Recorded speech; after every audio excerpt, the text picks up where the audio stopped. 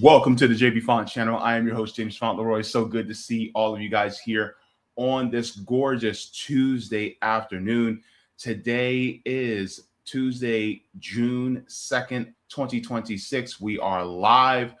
Great to be back with all of you. Just to let you guys know, anybody who's watching right now, you guys can be watching on Twitter. I still call it Twitter. I don't care what Elon says. Twitter, Rumble, Kick, or YouTube. It is good to have you guys here. Please go ahead and make sure to give a like to the stream. This helps me out to be able to reach more people. It really helps out the algorithm. Let's be real. And it helps me be able to reach more people so that we can help inform, inspire, encourage, and activate. So thank you so very much right there. Also, if you guys have not already, you guys can join my Substack.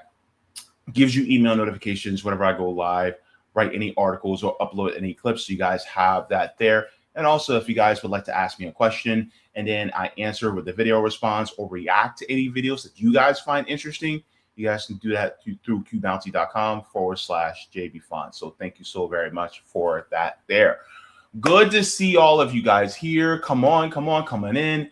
Have a seat. We're going to be talking about 3 different stories today.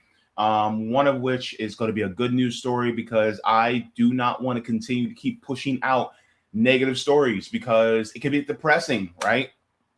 And also, I want to help, people as well as it's helping me to see that, look, we can still do good, right? And so this is something that I want to highlight and talk about, and I am excited to get into it. But good to see all of you guys. Let's go in and let me give you guys one quick announcement really quick before I start, because I think this is important just in case anybody who wants to support the channel. Effective immediately, I no longer have a PayPal. My PayPal account was taken away. It was deleted. The account was suspended. For reasons I don't know why. Could it be maybe somebody tried to hack into it? I don't know. But the PayPal account was completely taken away, so I do not have it anymore. If anybody wants to give any type of donations to me, I still have Venmo. I still have my Cash App. If you guys want to just become a patron on Patreon, that's fine. Still do super chats, memberships, things like that. Also, the store that I have, I think I had to change the payout from that. But the store as well, my merch store, I also still have that. So there's many different ways to support the channel. But just letting you guys know, PayPal is a no-go. I don't have it anymore. They got rid of it. So thank you very much to everybody for that. And so I'll try to do the announcement again next time I go live like this. So next week. So you guys will be up to speed on what's going on. But yeah, thank you very much. So let's get into chat, say hello to everybody, and let's get into our stories today. So we're going to be starting off with Edward. He says, hi, JB. Did you hear about Trump thinking about performing at the 250th because the musicians bailed out on him? The event turned out to be political. Here's the thing. And this is crazy, right? This is literally the celebration of the United States birthday being 250 years old, right? We are 50 years away from the tricentennial. This marks it. And yet, all these people are pulling out because of Trump. That is hilarious. That is funny to me. Because ultimately, all the popularity that he had, in particular, that he garnered outside the Biden administration, because a lot of people were like, oh, we need him back because the economy was better. Here's the funny thing about that when everybody talks about, oh, the economy was better under this president, under that president. The economy gets worse every single progressive year.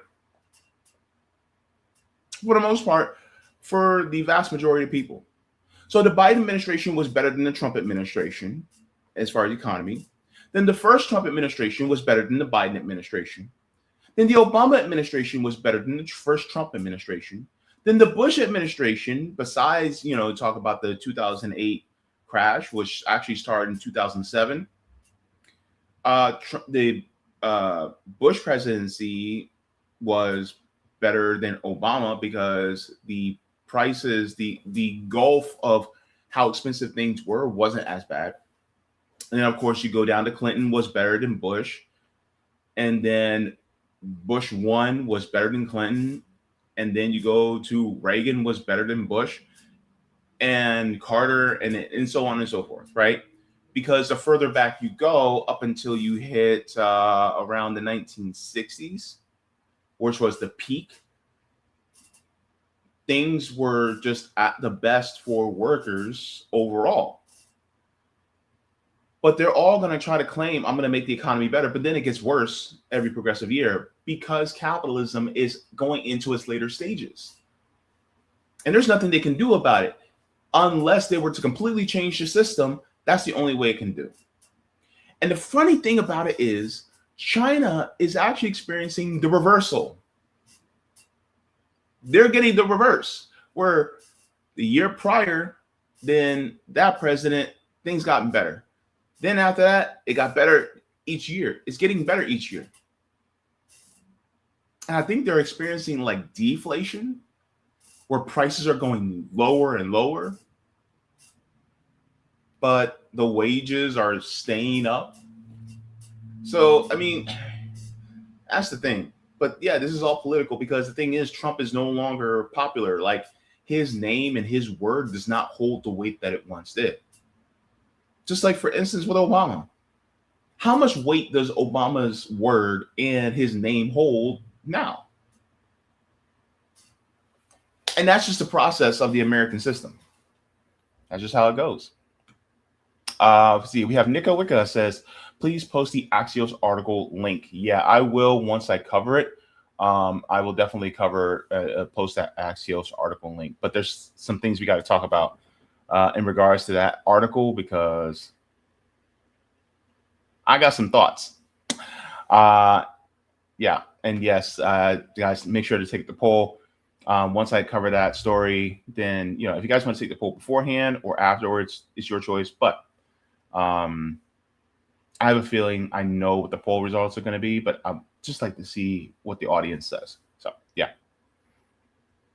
Miss Serena coming in saying, greetings, comrades. The people are pushing back against these data centers. There are 2 being pushed in the area, but the residents aren't having it. No, because we see exactly what they've been doing. We're going to get to that too, because I'm telling you, these data centers are a problem, but we got to, but at the same time, unfortunately, it's being used by pretty much all of us now. We'll get into that. Holly coming in saying, hi, JB. Good to see you so much. All right. Terry coming in saying, greetings, JB and comrades. Good to see you, Terry. We have Sean coming in saying, good afternoon, JB. Hope our votes will work in our favor. I'm sorry about your PayPal. Yeah, that's just how the fig Newton crumbles, right?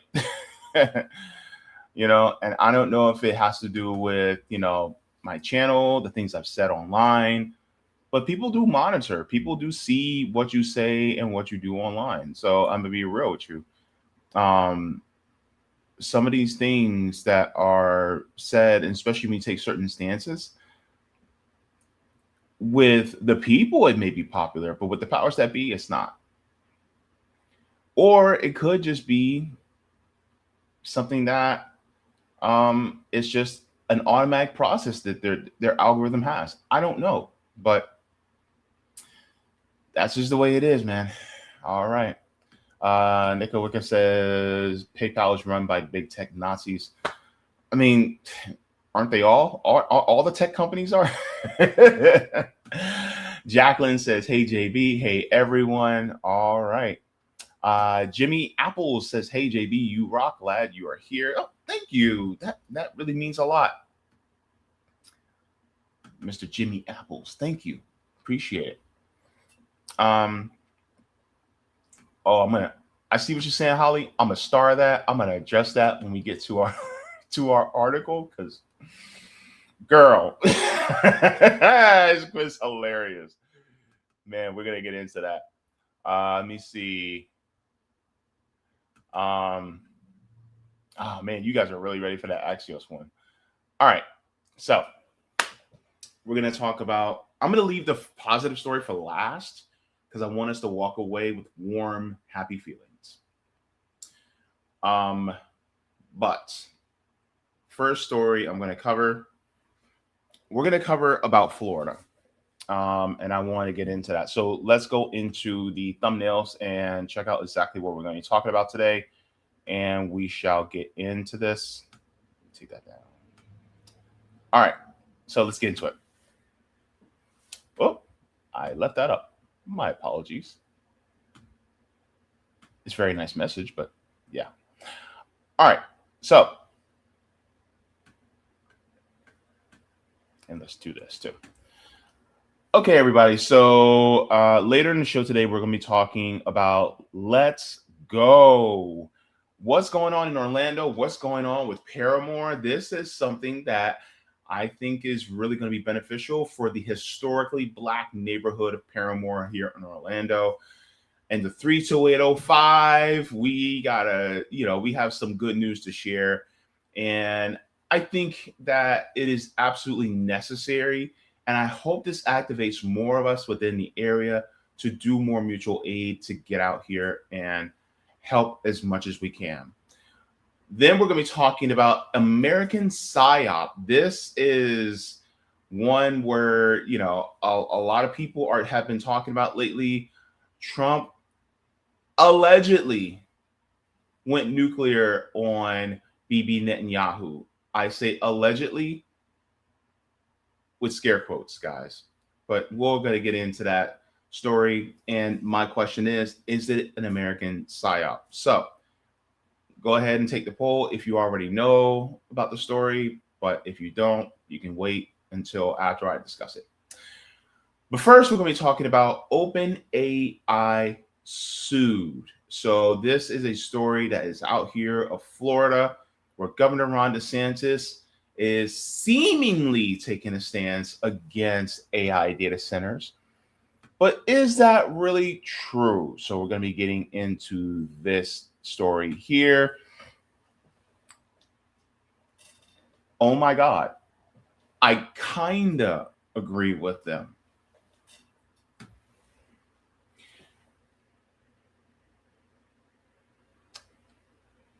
I have to level with y'all. I kind of agree with Ron DeSantis on something. Kinda. Okay? Don't run away. Don't click away now, because let me explain. So, as everybody knows, there's been a huge prevalence of AI data centers that have been being pushed within this country. And unfortunately, AI data centers are a fact of life now. And people will say, well, stop using AI data centers, stop using data centers altogether. If you stopped using AI data centers, you wouldn't be watching me right now. Because it literally takes an AI, not an AI, but a data center just to be able to watch this video from your phone, from your TV, from your tablet, what have you. That's just how it is. There's a lot of data centers that operate websites, web servers, clouds, all these different things that you use on a day-to-day basis are used by data centers. The reason why data centers are exploding right now is because of the use of AI. And AI really is just a tool that's being used so much so to the point where it's replacing the human element with something artificial. Fortunately, unfortunately, it's showing that the artificial intelligence isn't really intelligence. AI really is just an amalgamation of information that's put together for you. That's really all it is. But even then, it's still deeply flawed to the point where AI needs a babysitter. But Ron DeSantis decided to do something interesting, right? A few weeks ago, Ron DeSantis decided that he was going to be tougher on AI data centers. And so I found this to be an interesting story because honestly, it feels like it's in the right direction. So let's meet you guys. So let's go into this because he actually had this press conference, and we're going to go through just a little bit, and then I want to discuss as to why I feel like he's kind of blowing smoke up our behinds. Because the initial thought is I kind of agree with the limitation on AI data centers, but at the same time, I don't think he's as serious as I would be. So let's go. And we're excited to be back, particularly to sign this important legislation. You know, there's a lot of stuff that's goes on in the country and in the economy and everything. And one of the kind of crazes that's really inflated certainly stock prices has been the tech focus on artificial intelligence. And you have a lot of these companies' valuations went up dramatically over the last few years. There's a lot of money, unfathomable amounts of money that are being poured in to creating some of this infrastructure. A lot of these are hyperscale data centers So let's stop there, right? Because Ron DeSantis talked about how there's a huge amount of money. So in listening to, I think it was Damon Cassidy, he was reporting on the fact that a huge chunk, I think it was either him or Ben Norton, one of them two, I can't remember, but they were basically talking about how our economy is now built on AI data centers. The only real actual growth in our GDP and the stock market is due to AI. That's it. Otherwise, it would be tanking right now. And by the economy, I mean really just the GDP and stock market, which really is just an amalgamation of how rich people are doing. The real economy, we're actually in the tank right now. We're in the basement, right? We're in the leaky, disgusting, mold-filled basement, and there's stagnant air and there's rats everywhere. That's basically how we're doing. But the only thing that's holding up with how wealthy and affluent people are doing are these toothpicks of what AI data centers are when it comes to their valuation. And so there's all this money, and this is why this is such a push for AI data centers to be built. Because really, it's just a push to make more money. But that money is based on what? What real tangible service is it really providing us? Because if it can't really do what humans do, if it has to constantly be babysat, then is it really a benefit to us? And is it a material benefit so that it could bolster the profits of these big corporations? No. And it just takes one flick of a toothpick and it all comes crashing down. So that's how fragile the AI data center economy really is. You know, it's like that video of that robot that was dancing, and then by the time it accidentally bumped into some stairs, it was just like non-operational anymore. Right? It's like, think of like the shutdown sound of Windows when it goes ding ding ding ding. You know what I mean? That's basically what happened. You know? And so this is why I'm gonna be honest with you. I'm not as worried about AI as I used to be. like I still feel kind of concerned with automation, but AI is not as big of a worry as it was 5-6 months ago, because I'm seeing now that it ain't really the terror that we think. Like, we're further along from Skynet than we used to think. I'm just saying, we're further along. We're further behind. But anyways, we don't need Kyle Reese yet to power this. And we hear a lot of different things. There was a movement in Congress last year to basically strip states of any right at all to regulate any of this stuff. And I opposed that, and it failed in Congress, and so they weren't able to do that. Wait a minute. Regulate?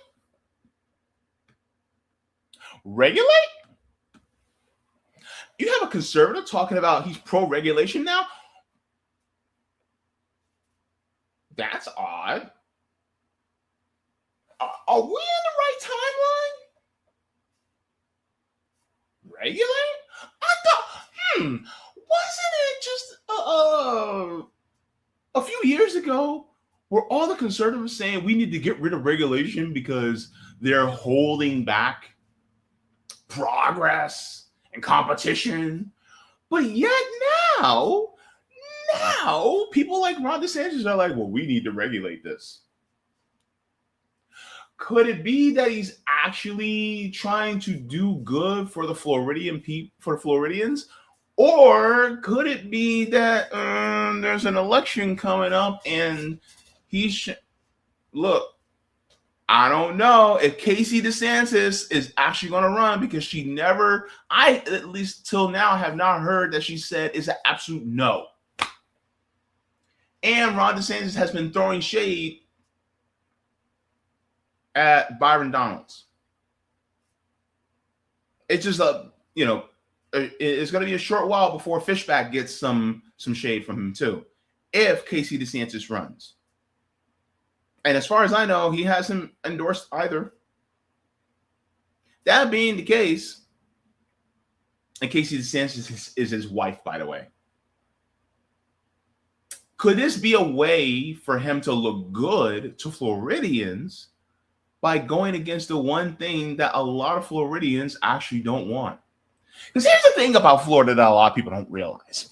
In this grand old peninsula that we have, that is one of the most populous states in this country,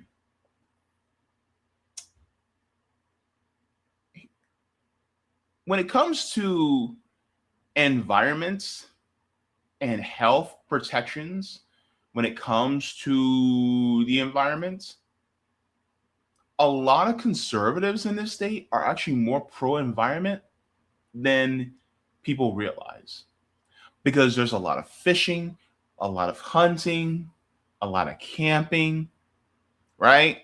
We have Ocala National Forest, we have the Everglades, we have Lake Okeechobee, we have a ton of rivers and lakes and creeks and all these different things. We're surrounded by a body of water on 3 sides.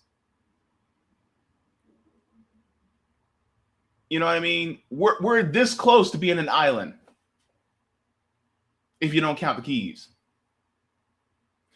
And so even conservatives look at Florida and they're like, what the onset of, ruining the Everglades and ruining all of our natural resources, they're just like, yeah, we need to regulate that. AI is doing what to our water? Yeah, no. You got to remember, Florida is a big old sponge. This entire state was a swamp. So what goes in the ground goes into our drinking water. So, of course, conservatives are like, no, bump that. Because they know it directly affects them a lot more closer than it would another different state. So it's kind of interesting hearing him talk about regulation as a conservative. But anyway, let's continue on. But basically, what some of the congressmen wanted to do is they wanted AI to just be governed by whatever the tech companies wanted to do. And the issue with that is it's just, their incentives are not the same as our incentives as Americans to do what's right for the country. Their incentives are to make money. And I don't begrudge that. That's how companies operate. But when you talk about technologies that can be deployed to increase addiction of youth to these chat bots that can even go to the extreme of counseling a young kid to commit suicide, which unfortunately we've seen here in the state of Florida, all just to be able to sell advertising or to increase subscriptions, that is not the direction clearly that we want to go. So we've had a big debate about a lot of this stuff. The Florida Senate passed a great artificial intelligence bill of rights just to protect you as Floridians. Wait.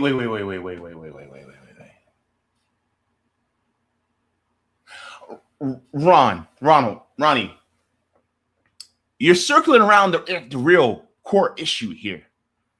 That's what you're doing. You're circling around the issue, but you're not actually putting a pin in the real issue. The problem you're searching for is one word. Guys, in the chat, people in the chat, say the word with me. Go ahead, put it in. Put it in the chat.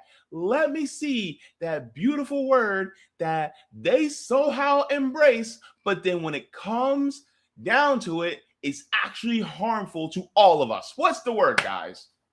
What is it? Please. Nicka, come on with it. Boom. Say it with me, people. Capitalism. Right? Yes, exactly. Capitalism. That's the pretty much issue. Because here's the thing. When you got a small group or one person owning all the means of production,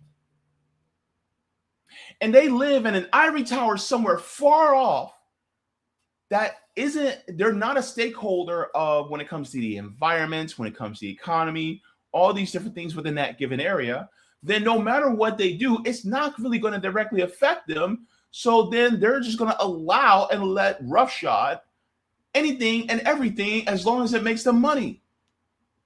This is why I'm a big proponent of workers owning the means of production, especially locally.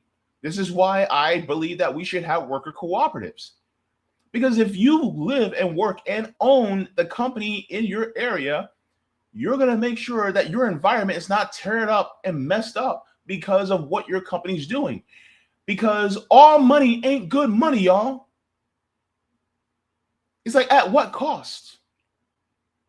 And the funny part is, I'm like, Ron, you understand this, and yet you keep circling around the fact that it's actually capitalism that's the root cause of this. Because it exacerbates greed. People go, oh, greed is just inherently a human emotion. You know what also is inherently a human emotion and a human quality? Compassion.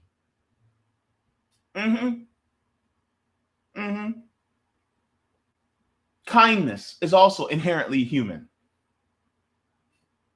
Yeah.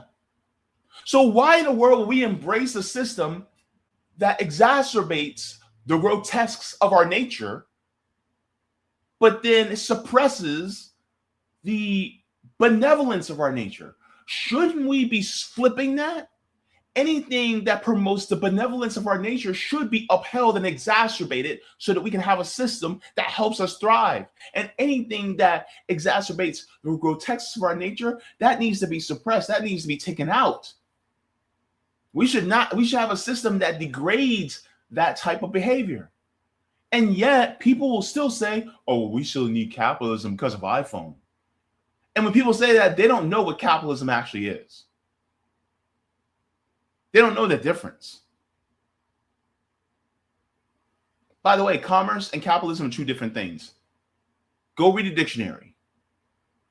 Now let's continue on. From some of the things that can be harmful to you. For example, they do these videos now where they can take you and put words in your mouth, and it's hard to tell whether it's real or not. And there's a lot of things that are out there. It's like, do we live in a real reality or do we live in a fake reality? Oh, wait, just like what they did with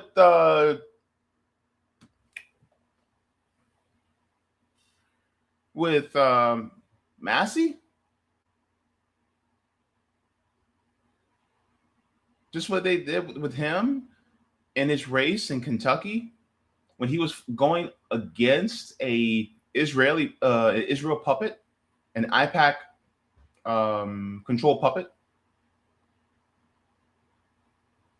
And then they made it look like that they made AI, made it look like Ilhan Omar and AOC were having threesomes together, which was absolutely patently false and not true.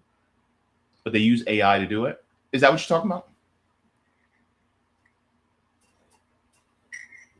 You're going to denounce Israel for doing that, Ron? You're going to take away the bonds that you guys raise money for this state to constantly give money to Israel? Are you guys going to do that? Because they used AI to help cause Massey's race in Kentucky to lose to an Israel puppet. Are we going to do that? I'm just asking questions. All right? Let's continue. And it's hard to tell the difference, and they can do it in ways that could potentially be harmful to you and damage your reputation and other things. And so these are things that we're just going to have to come to grips with. And what I've said on it is technological innovation is great, but it's got to enhance our experience as human beings. It shouldn't be supplanting our experience of human beings, and it can never take the place of our responsibility to think for ourselves. And it can. Wait a minute. So hold on. You need to talk to Donald Trump. Because who was at the inauguration in 2024? Who was lined up in the front row, sitting there with their hands out like this, with big old smiles on their face? Was it not the leaders of Meta and Tesla, Google, Amazon, and other tech giants like Oracle? Wasn't it not them? Did not Larry Ellison take over CBS, Viacom, and TikTok? And now, because they're so pro-Israel and pro-Trump, that now you're okay with them? And Ron DeSantis, you were championing Trump. In fact, if I remember, when you were running back in 2018, when you were running in 2018, you literally had an ad where you had your toddler son building a wall the way Trump wanted. He was building it with little building blocks. You did that, Ron. You did that. So you're a Trump acolyte. And now you're coming out against AI data centers. Well, coming out against AI data centers. Because here's the thing. The rhetoric he's using, largely, I agree with. I agree with largely the rhetoric he's using. But just because he's using the rhetoric doesn't mean his actions follow in the same pattern. Actions speak louder than words. So he signed a law basically saying, okay, we're going to put restrictions on large AI data centers, right? Okay. Now, I want to share this with you guys too, because with people like Ron DeSantis, you can't just listen to them with your ears. You have to look at what they're doing, right? And let me share this with you guys too. So I want to share this. This is out of More Perfect Union. Shout out to them. And let's look at this. Let me make sure this is all the way. Yeah, let's go back. Okay, let's go. Governor Ron DeSantis of Florida has made a lot of strong statements about protecting citizens from big tech data centers. But when a bill finally passed the state legislature, it stripped out key protections that would have done just that. The data center is going to create 24/7 noise. This noise travels for miles. You're looking at the plans for a new hyperscale AI data center called Project Tango, 3.7 million square feet. That's more than 3 times bigger than Elon Musk's Colossus data center. And the data center would be located here, right next to the community of Arden, where about 7,000 people live, and right next to this elementary school, less than 2,000 feet away. We went to a town hall meeting in West Palm Beach to hear about residents' concerns. The noise pollution is extremely concerning with the elementary school right next door. The water consumption that it's going to take to cool this down, and then what are they going to do with all this contaminated water? This project will affect regional energy demand, grid stability, air quality, traffic operations, water resources, noise, light pollution. The developer of the project, who won't tell the community which tech company is paying for all this, didn't have a lot of answers. That's because the bill that just passed maintains big tech companies can require local councils to sign non-disclosure agreements, hiding their identities. So hang on. The leader of the Florida Republican Party, which is by definition the governor, being Ron DeSantis, basically is not chiding his own party for allowing this within the state legislature to do this. Why in the world are they signing non-disclosure agreements with local municipalities? That should not be legal. No, everything out in the open. If you want to operate within our community, then we need to know everything that happens, because it's our community. It's our air we have to breathe. It's our water we have to drink. It's our soil that we have to live on. So absolutely not. No, you do not get a non-disclosure agreement. No. And if you're going to be utilizing that space, you need to pay the proper taxes in order to be able to utilize that space. And all that noise pollution, that air pollution, that water pollution, no. And the community came out and voiced and said no. And yet they still push these things through. It is nefarious. So now I'm looking at Ron DeSantis, and while his mouth is speaking, his hands are doing something else. Right? Watch the hands, not the mouth, people. Watch the hands. And the thing is, like, his hands are doing something else. That did not sound right the way it came out, but you know what I mean. Reached out to the governor for comment on this story, but we actually never heard back. Can you please give me one benefit of this community of having a data center right across from the elementary school? AMA states that long-term noise has negative effects on development, learning, sleep, physical and mental health of adults and especially children. Hang on, what did he just say? That this has an effect of mental development, physical development, emotional development. A lot of these things, like these same noises and things like that, also are listed as torture. And you're going to be risking the development of these kids. Do you want your kids getting constant doses of carbon monoxide from these diesel generators that come from an AI data center only 2,000 feet away? Do you want that when the kids have to do PE outside and now they're breathing in that dirty air that can cause them health problems? And I bet you this, it is probably a working class to lower working class community that they're actually building it in. Because far be it from me that they actually build it in the rich side of West Palm Beach, where people's houses like Jeffrey Epstein were. It's not going to be near the rich areas.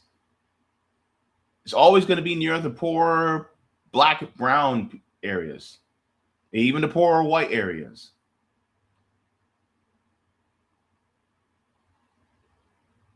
– 2,000 feet from a school.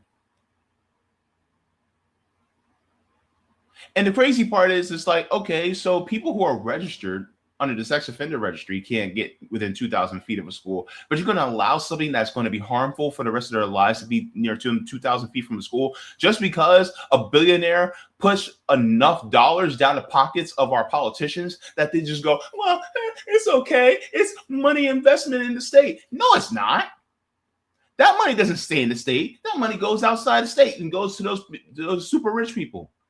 It doesn't stay here. And you know why they build these AI data centers here too? It was because we do not have a state income tax. And so they're trying to skirt more taxes too. It's all good for people who live here. They go, oh, well, I get to keep more of my money.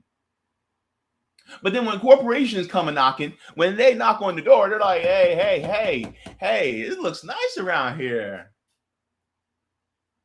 Maybe I'll shut up shop, you know, put in my diesel and diesel generators in here. Oh, you using that water? And that's my water now. They come in like Debo. Like, what? Nah, see, that's when you got to be like Craig and grab a brick. I'm talking figuratively. You know what I mean? Anyway, let's continue on, guys. Given all these concerns, you would think the county and the mayor would want to take their time with this project. But before the community outrage started to build, it really looked like they were fast-tracking the data center to approve it with no opportunity for public comment. And that makes sense because Mayor Sarah Baxter has taken thousands of dollars in donations from people working for PBA Holdings, the developer, and $25,000 from vocally pro-data center billionaire Stephen Ross, owner of the Miami Dolphins. Meanwhile, the developer is blanketing the community in propaganda, trying to get this project approved. People are using worst case examples from other places and asking, will that happen here? And Project Tango was specifically planned to avoid these issues. For a little bit, it looked like the state government might help these residents in their fight. But the bill that was passed was ultimately watered down. It maintains local authority to approve or deny these projects, and it has some protections for utility costs. But previous versions created a 5-mile buffer zone around residential areas and schools where data centers couldn't be made. This, of course, would have killed Project Tango and was later removed from the bill. So these residents are on their own. The governor won't be helping them. I'm concerned about the idea that this is potentially the first of many. You know, you look at Northern Virginia and their economy has essentially become dependent on that. Our representatives wish to place all of this in jeopardy for the interests and profiteering of multinational corporations and tech billionaires, and we should never accept this. Thank you. Governor Ron DeSantis of Florida. So essentially, is Ron DeSantis actually serious, or is he just blowing smoke up our behinds collectively? I would say the latter, right? This is why I said I kind of agree with him. Because in rhetoric, yes, but in actions, no. Because he actually does not care. Because he still signed the bill into law thinking that, well, at least there's some protections. But the thing is, some of the biggest protections that would actually protect us the most, he allowed it to just be taken off the bill. Instead of vetoing it and sending it back and going, hey, no, put this in, or we're going to go even stronger and we're just going to ban data centers from ever being built within the entire state at all. What? I will do it. But no, he doesn't have that because he is somebody that believes in capitalism. And he does not care about the average working Floridian. And this isn't just a bash to conservative, because guess what? How many of y'all would believe that a liberal or a Democrat governor would be blocking all this too? Nah, they probably would be allowing a few of these things too. They may create a couple of extra steps for them to go through, but it would still be the exact same thing. Because the Florida Democrats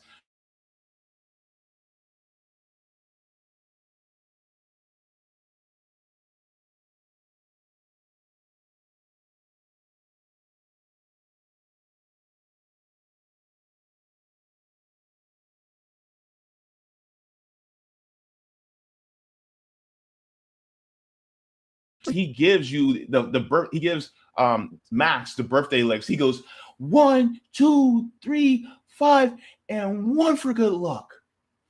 That wasn't a birthday lick. Like, what the hell? And so that's the thing, right? Now, let me go into this because I want to share this with y'all. Because now there seems to be, and I say seems to be, some movement among what they want to do as far as AI data centers, but this is particularly one AI data center company. But why aren't we doing it for all of them? So let's jump in. Florida's Attorney General has filed a first-of-its-kind lawsuit against OpenAI and its CEO, Sam Altman. The wide-ranging civil lawsuit alleges the company marketed a product that it knew was unsafe. Florida also has a separate criminal investigation going on into the company. Earlier today, the state's Attorney General said OpenAI is putting profit over safety. ChatGPT works quickly to create, promote, and aid users in whatever task they are engaging in. It aids them even if they are pursuing violence. Sam Altman and ChatGPT have chosen the AI race over the safety and security of our kids. Hang on.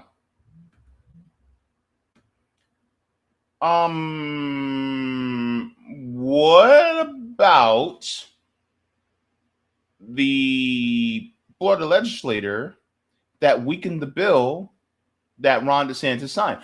Aren't they also partially responsible for allowing these things to happen?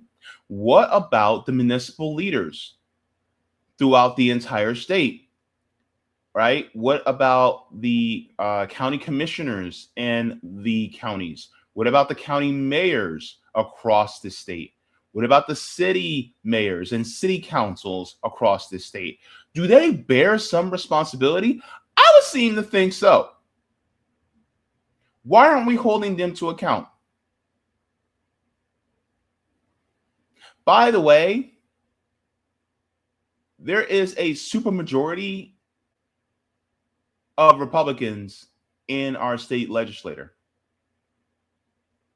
Republicans run the state. We have a majority in the Senate, Florida Senate, and the Florida House, as well as we have the governorship. That is all Republican. And yet, this is where we ended up. And you're not going after Republicans for allowing this to happen in the first place? Aren't you supposed to be Florida first?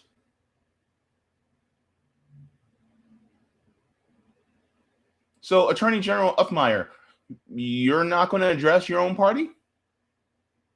You're not going to hold your boss, Ron DeSantis, into account? Ron DeSantis, you're not going to hold your colleagues that are Republicans to account for this? Couldn't be me, baby. Couldn't be me. Let's continue on, guys. NBC News has reached out to OpenAI and Sam Altman for comment. We have not heard back. The company has previously said it designs its systems with, quote, safety at every step, unquote. Joining us is NBC News legal analyst Misty Maris. Misty, this is a long document. Can you take us through some of the arguments? Because they are citing some specific examples, right? Absolutely. So the claims are deceptive trade practices, negligence, products liability, design defect, failure to warn, fraudulent misrepresentation, and public nuisance. And the crux of the case, Kate, is that there are dangerous issues with this particular platform, and the company is failing to disclose them and even intentionally shielding the public from them. They say that this platform causes danger of addictions, cognitive decline, suicide, violence, and other related harms. So essentially, the argument is that profits are being put over the safety of the users in the state of Florida.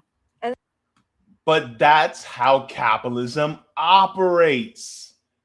If profits come first, which capitalism dictates, is literally a law in this country, that CEOs have a fiduciary responsibility to their shareholders.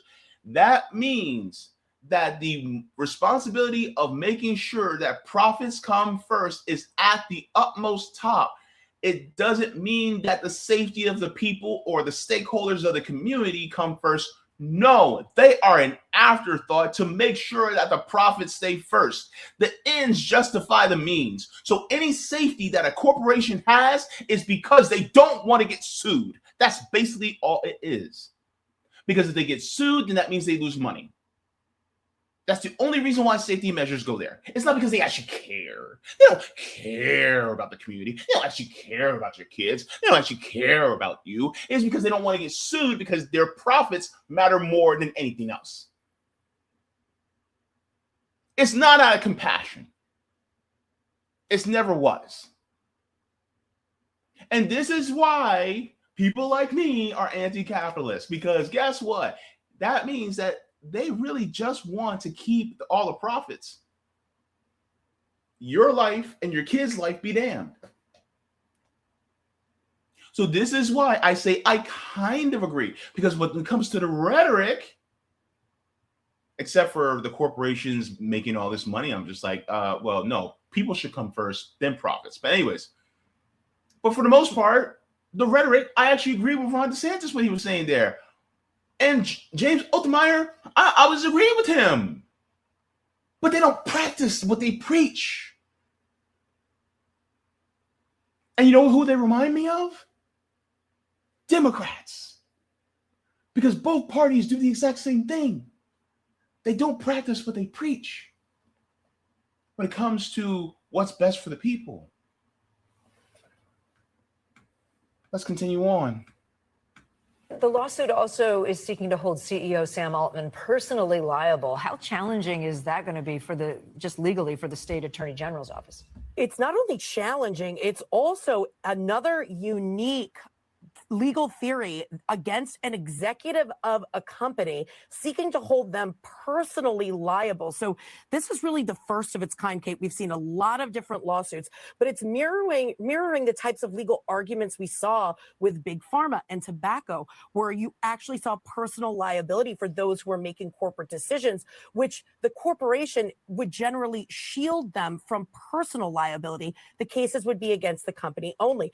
So there's a higher standard for that personal liability, and it's gross negligence or fraud. And they'll also have to connect Altman specifically to the decisions that they say created the harm. So that will be a challenging legal argument, but we've definitely seen it play out before in those other areas. And if successful, it could be a game changer to the way that they approach safety concerns and risk management behind the scenes. Yes, here's the thing, right? Look, I honestly think that we should, get rid of this entire system. In the meantime, if there is a way to personally sue the CEOs for the actions of their companies and the owners, personally sue them for the actions that are taken that leads to the issues regarding of whatever they have done, the decision that they have made at the cost of people's lives, instead of suing the company, they should also be personally held liable. I'm down for that. I am down for that. Because their wallet, that's the only way they know how to communicate. Just like we get rid of qualified immunity for elected officials, we need to get rid of corporate immunity for executives. I do not believe that they should be shielded from harm if they do harm to others. They should be financially ruined for ruining other people. If you want to make that much money, then you bet your behind that needs to be tight. Your I's need to be dotted and your T's need to be crossed, and make sure you do everything possible in order to make sure that people come first. If you're not willing to do it, then don't get into business.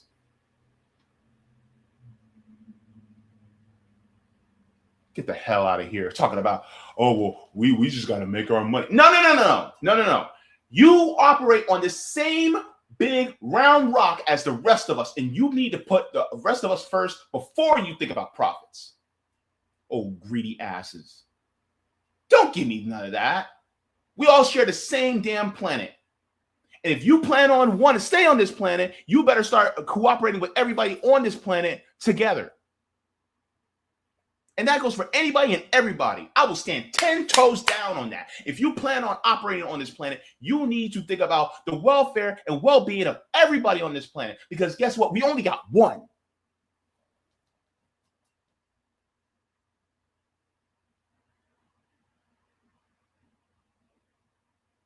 And you mean to tell me that this is being allowed in the state of Florida or the Everglades? We have Ocala National Forest. We have all these beaches.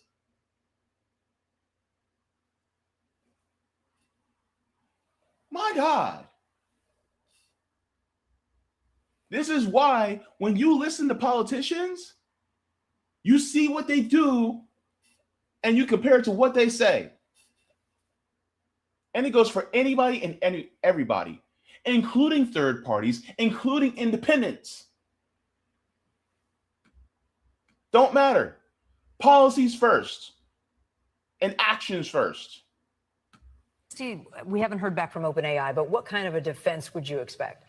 Many of the arguments that they've raised publicly in response to other lawsuits, including this one, is that there are safety protocols and procedures in place and that they're constantly trying to improve those over time. So I would expect to see a lot of behind the scenes about what types of safety protocols were put in place in order to combat these types of harms. And I think we'll see that play out in the course of this lawsuit, as well as the many others that are also happening simultaneously.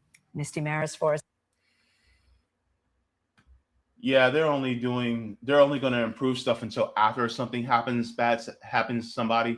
They're never going to do anything proactively. They always do it reactively, because if you do it proactively, it means spending more money in order to make things safer. And if they can slip by without doing it, then that's more money they get to put and give to their shareholders. That's basically it. And that's how they operate. And so when it comes to people like James Uthmeier, Attorney General Uthmeier, as well as Governor DeSantis, rhetorically, I kind of agree with them. But when it comes to their actions, they ain't shit.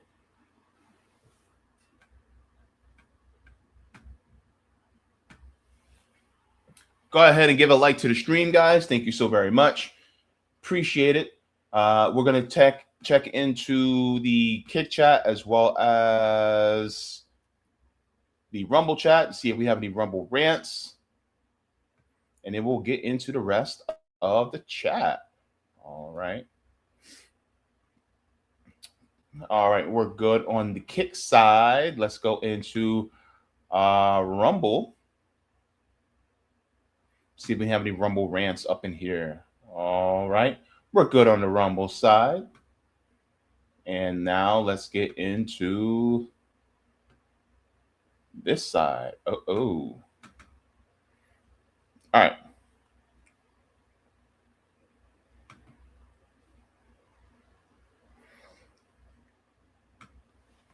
Hey, Roger Meadows. He says, money you think we keep by not having state income tax is the same money you have to pay out of pocket for private services that are normally operated through tax revenue. So you save nothing. Thank you. Thank you. That's exactly, oh my God. Thank you, Roger. Absolutely. Because people are like, oh my God, well, we're not paying state income taxes, but you still have to pay out the behind for the services that a state would provide if they actually had taxes. Dude, let me ask y'all something. Do you think, because I know that schools operate off of property taxes, but don't you think that the schools would also be bolstered a little bit by some state income, by state taxes as well? So then we wouldn't have to push all these charter schools? Or maybe, just maybe, we'd be able to keep up the infrastructure within the state of Florida just a little bit more if we had some state taxes. And a lot of people go, well, no, because if my taxes go up, I can't afford to live. I'm not talking about you poor working class folks. Stop putting yourself in the position of the multi-millionaires and the billionaires. You're not one of them. Stop acting like that. Act your wage.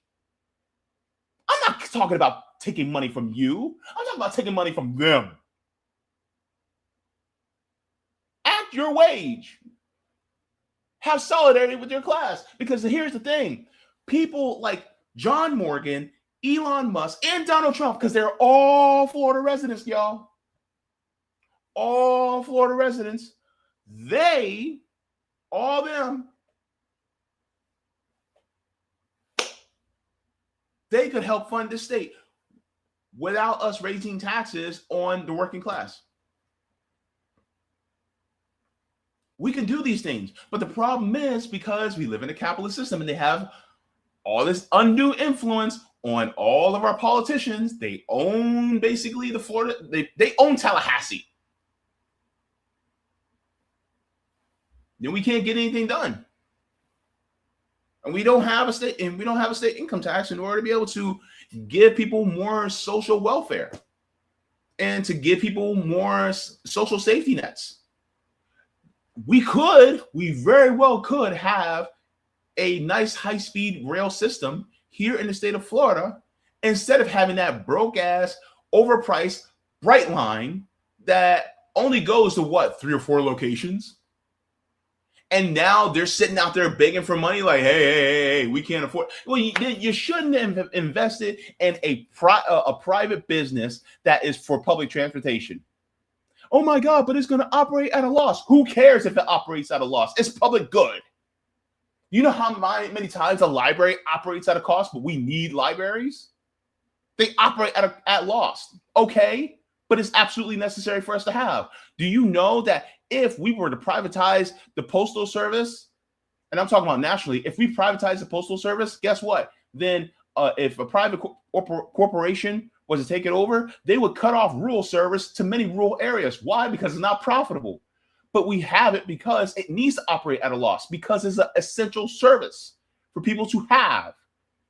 So what if it operates at a loss? Meaning it is a public good. A public good should not be there to make money. That's not what it's for. It's not a business. It's a public good. If it operates at a loss, oh, well, so what? Who cares? And this is the thing that gets me. And then this is why I get so angry at people who go, well, I know how to operate a business. I'm going to operate the government like a business. But it's not a business. It's a government. That's like saying, oh, well, you use lungs to breathe air. I'm going to have you breathe in water. You're going to die. You know? Because here's the thing. Fish breathe air too, but they have gills to absorb the oxygen. You have lungs. Those are 2 different things. Yes, your body needs oxygen just like theirs need, but they have a completely different system for gathering oxygen and expelling carbon dioxide. So why are we sitting here trying to say you can breathe underwater just breathing it through your lungs? That doesn't work. It's a completely different operating system. If I told you could breathe underwater just by inhaling and exhaling, you would look at me like I'm crazy. That's how I look at people who say, well, we should operate government like a business. It don't work like that, bruh. There's a difference between a business and a government. And here's, you know what the crazy part is? And Roger, brother to brother, you know what's crazy about this? I don't even have a college education. And you got people who are college educated that went to Ivy League schools that are saying this.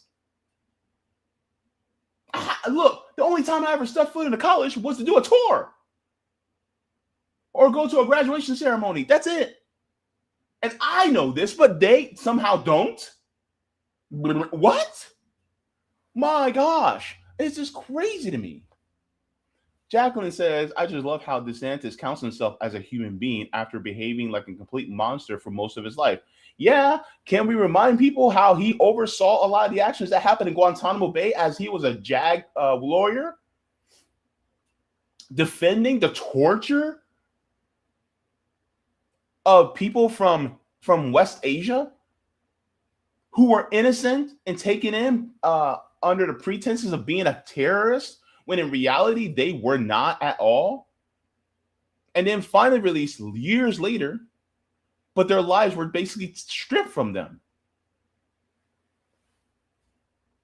Good to see you. CBC voter says happy Tuesday at JB. Good to see you.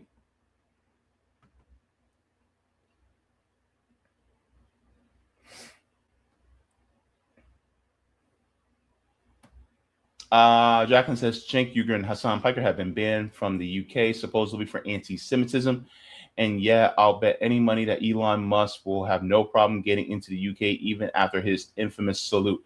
Yeah, absolutely. By the way, yeah, I know about that story, and I want to talk about it, but I think I'm going to try to talk about it with my guest next week. So yeah, but I do want to get into that. But at the same time, I want to talk about it, but I don't know if that'll be considered really old news. And so by that time, but we'll see. But yeah, thank you so much.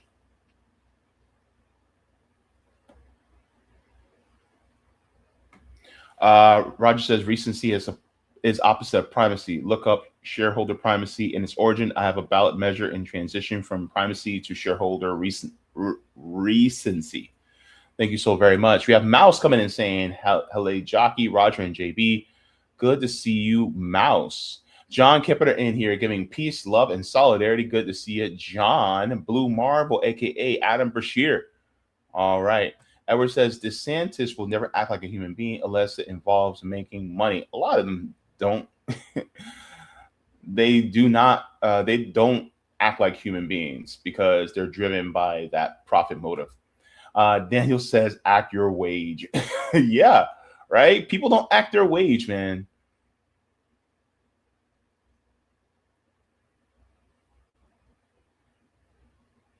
John says they will shut down the postal service soon. Pension trick they played on that department. Yep. Absolutely. Netflix Foreign says we need all these AI services to crash just to end the data centers and make computer parts affordable again. The fact that RAM costs more than a CPU now is absurd. Yeah, and I have a comrade that does computer repairs, and yeah, he confirms that, you know, the whole RAM CPU thing, this is nuts. This is crazy. And also a lot of these chips that are produced, they may use like rare earths in order to be able to produce them. Well, guess who is one of the major producers? It's China. And so, of course, the people who want to take over China are also the people who are building AI data centers like crazy here. Yep. Crazy, man. Crazy. It's wild. All right, guys. Let me see. All right.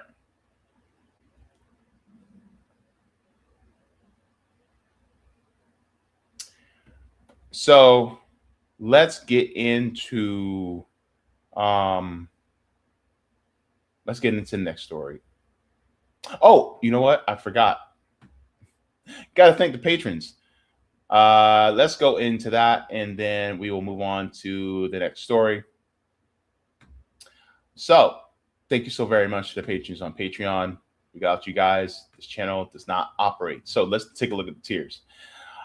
Alrighty, guys. So we have Mega Jaybefaunters, Super Duper Jaybefaunters, Super Jaybefaunters, and then we also have Jaybefaunters, and then we have Comrade, Solidarity, and JB members, as well as thank you to all new members. For without you guys, we would not be able to have this. You guys literally make this possible. So if you guys would also like to become a member, then you guys can always do that. Or I also have memberships here on the channel, super chats as well. And also, I also do have a merch store. That's also linked down below as well. So you guys can always take a look at those. So thank you so very much for supporting the channel. Let's get into the next one. So Boy, oh boy. All right.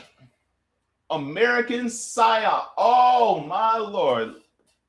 What in the hell is going on? He said, you're fucking crazy. Let's get into this. Is it true that Donald Trump actually went nuclear on Benjamin Netanyahu? So, welcome everybody. We're going to be discussing this because I honestly believe that this is a psyop against us to make Trump look good. And I'm going to be sharing some brilliant people who actually explain why this is and why it's so important. And I actually believe them. Make sure to take the poll at the end, because one thing I'm going to do is I want to level with you guys. The media that we have here, the corporate-owned media here, is working hard to make sure that Israel stays relevant and they stay as, in our minds as some net positive, when in reality it's not, because of what they're doing in West Asia. And of course, they're going to try to make the American president at present, Donald Trump, at least look strong in some way, shape, or form. And before you walk away thinking that, oh, I'm just going to glaze the Democrats and the liberals and things like that. Number one, I'm not a Democrat. I'm not a liberal. I'm no party affiliate. And by the way, number two, both parties are trash. So might as well sit down and grab a snack, because we're going to get into this together. So there's an Axios article that recently came out. And this Axios article basically said that Trump went nuclear on Benjamin Netanyahu. So, you're effing crazy. Trump fumes at Netanyahu in call on Lebanon. So this was from Barack Ravid. We're going to talk about him, all right? But this is the article, which apparently he went nuclear on Bibi Netanyahu. So it says President Trump lashed out at Israeli Prime Minister Benjamin Netanyahu over Israel's escalation in Lebanon and an expletive-laden call on Monday. Two U.S. officials and a third source brief on the call told Axios why it matters. Earlier on Monday, yesterday, Iran threatened to abandon the negotiations with the U.S. over Israel's actions in Lebanon. On the call, Trump called Netanyahu, quote-unquote, crazy and accused him of ingratitude, according to two of the sources. He also put the brakes on Israel's plan to strike Beirut. I want to tell you guys why this sentence right here is so important. They said he put the brakes. Trump put the brakes on Israel going after Beirut. Why is that so important? One of my favorite people to glean from, Miss Margaret Kimberly, we're going to see what she said. All right, let's continue on. Now, it says, behind the scenes, one U.S. official told Trump that Netanyahu, that following through on his threats to bomb the Lebanese capital would further isolate Israel around the world, as if Israel is not already isolated by the genocide that they've done, or the escalation of the genocide they've done since 2023.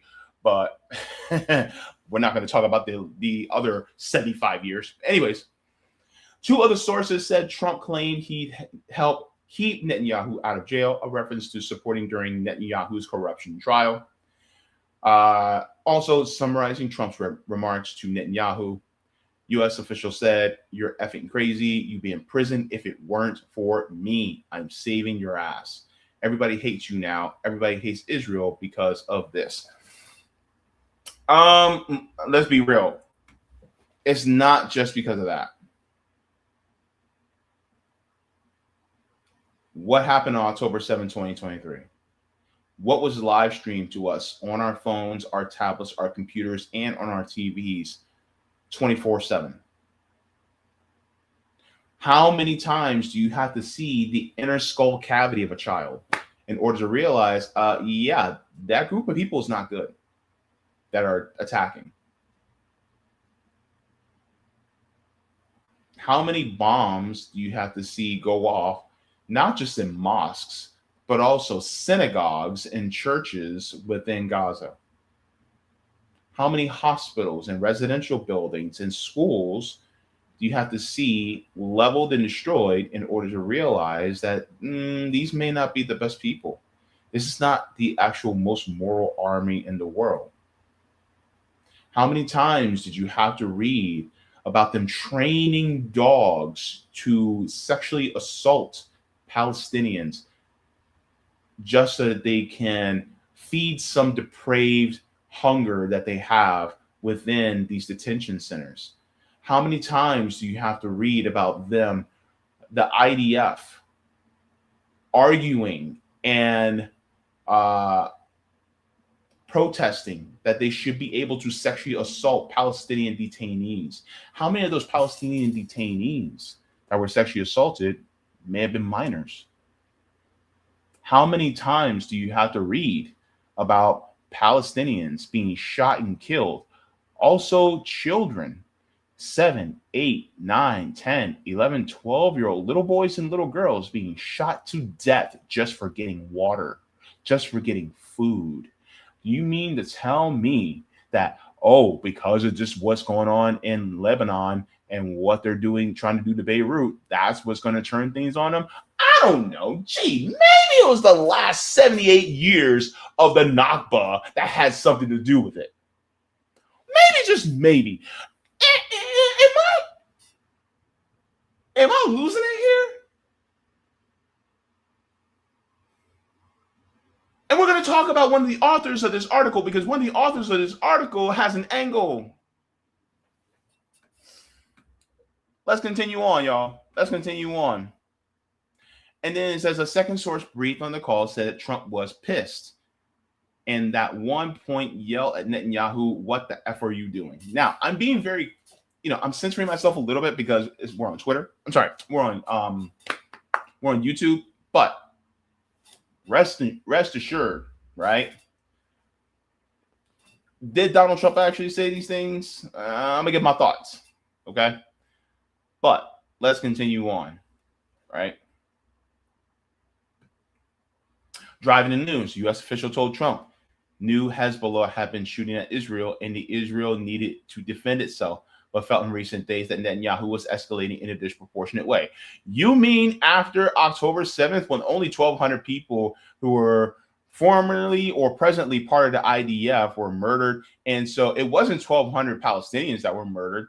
We're now reaching into, at the very least, the low six figures of Palestinians that have been murdered and leveled in Gaza, and as well as other parts of the entire area of Palestine, including Jenin and Ramallah and in the West Bank. Have we been talking about that? Are people going to actually address that? No, not in this article, but we talked about it on this channel. It says, in addition to the threats in Beirut, Israel has been expanding its ground operations in southern Lebanon. And here's the crazy part. Like, why are we in Lebanon? We'll get into that in a minute. Says another U.S. official told Trump was concerned by the fact that Israel had killed so many civilians in Lebanon and objected to the Israelis knocking down buildings to take out a single Hezbollah commander. You mean to tell me, hang on, wait a second. You mean to tell me he objected to that, but when it came to going against Hamas in Gaza, you mean to tell me he didn't have a problem with that?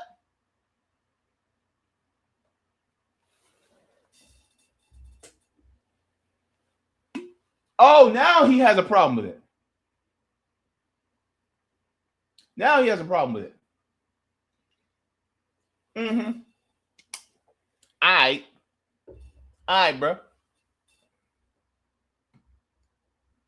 That's why I need to go through this article with y'all, because here's the thing. Some people don't have as well-developed of media literacy because they've been propagandized and brainwashed for so long. And it's not necessarily their fault. It's just, some people are brand new to this information. A lot of you guys who are watching right now probably know all these things, but a lot of people who are just discovering my channel for the first time probably are just discovering this information for the first time. It's a state of play. Israel no longer plans to strike Hezbollah targets in Beirut, an Israeli official told Axios. Between the lines, Trump and Netanyahu have had several tense calls on the past, but have still coordinated closely on Iran and other issues. One official said this was one of Trump's worst calls with Netanyahu since he returned to office. Trump's anger appeared to be driven by the fact that Netanyahu's decision to escalate in Lebanon was threatening to implode his negotiations with Iran. Says after the call, Trump posted on Truth Social that the Iran talks were continued at a rapid pace. On the other side, Netanyahu released a statement after the call saying he told Trump that Israel would attack targets in Beirut if Hezbollah did not stop attacking Israel, and that in the meantime, Israel would continue its operations in southern Lebanon. And he says, our position remains the same. The second U.S. official claimed that in reality, Trump had steamrolled Netanyahu on the call. Bibi said, okay, just make sure everything is taken care of. Netanyahu's office did not respond to a request for comment. Now they said a memorandum and the U.S. and Iran are negotiation calls for an end to the fighting in Lebanon. Sources told Axios that's what the source of previous tense call between Trump and Netanyahu. So that's the article that everybody in their mom is talking about right now. Okay. So let me share this with y'all. Because everybody's talking about what's happening. And I also want to share what some are saying on Fox News. Now, you know whose side they're going to take, but I just wanted you to see the angle that they go about. So let's go. President Trump telling ABC that a deal with Iran could happen over the next week. The president writing on Truth Social, quote, talks are continuing at a rapid pace with the Islamic Republic of Iran. And President Trump speaking to ABC about getting Israel and Hezbollah to agree to a ceasefire, saying, quote, there was a little glitch today, but I turned that one around very quickly. I spoke with Hezbollah and I said no shooting, and I talked to Bibi and said no shooting, and they both stopped shooting each other. U.S. Ambassador to NATO Matt Whitaker joins me now. We're going to get to the glitch, as President Trump characterizes it, in a second. But now, be careful, because this is a U.S. ambassador to NATO. We all know that NATO, in my opinion, is a very unsavory organization that really wants to further U.S. dominance around the world. It's not anything defensive, in my opinion. But be careful about what this NATO guy says. This is why I'm here. This is why we're going to dissect what he says. Okay? All right. I'm trying to view this back and forth, delay, no delay, ceasefire, through the lens of the American person watching right now, drinking their coffee. And it seems like we have a start, we have a stop, we have a start, we have a stop. So what do you want the American public to think when it comes to the constant promise that we're going to have a ceasefire, we're going to end this war, and then just a delay, mostly on the part of Iran? You hear what the way he asked that question? What you want the American people to think? Not what you want the American people to know, but what you want them to think. You don't find that a little suspicious? Telling us what to think? Shouldn't that be on us? Shouldn't that be up to us to know what to think? Right? I don't know, maybe it's just me, but I feel like we should come to our own conclusions. But let's hear what this gentleman has to say. Well, Todd, it's good to be with you. And what I would say on the Iran-U.S. conflict is, we will defend our interests. Obviously, the president is the negotiator in chief. He has negotiated an agreement that he wants, and he's focused on the final details to make sure that among the most important things that Iran doesn't ever have a nuclear weapon. But, time and leverage are on the United States side. And I don't think that there should be any hurry right now to get the best deal in the interest of the United States and therefore the American people. And President Trump knows exactly what he wants, and he knows that he has everything on his side to make sure that he gets it. I mean, we have, a blockade right now in the Strait of Hormuz, and Iran is on their back foot. Their military has been decimated. Their navy's at the bottom of the Gulf. And so there is just so much.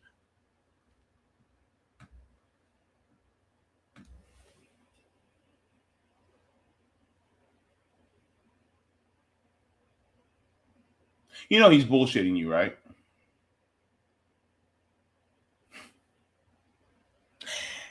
If Iran's on the back foot, if their navy and military have been decimated, then why are we still at war with them? Why hasn't there been a victory where we call all of our troops home? And why is the blockade still in effect?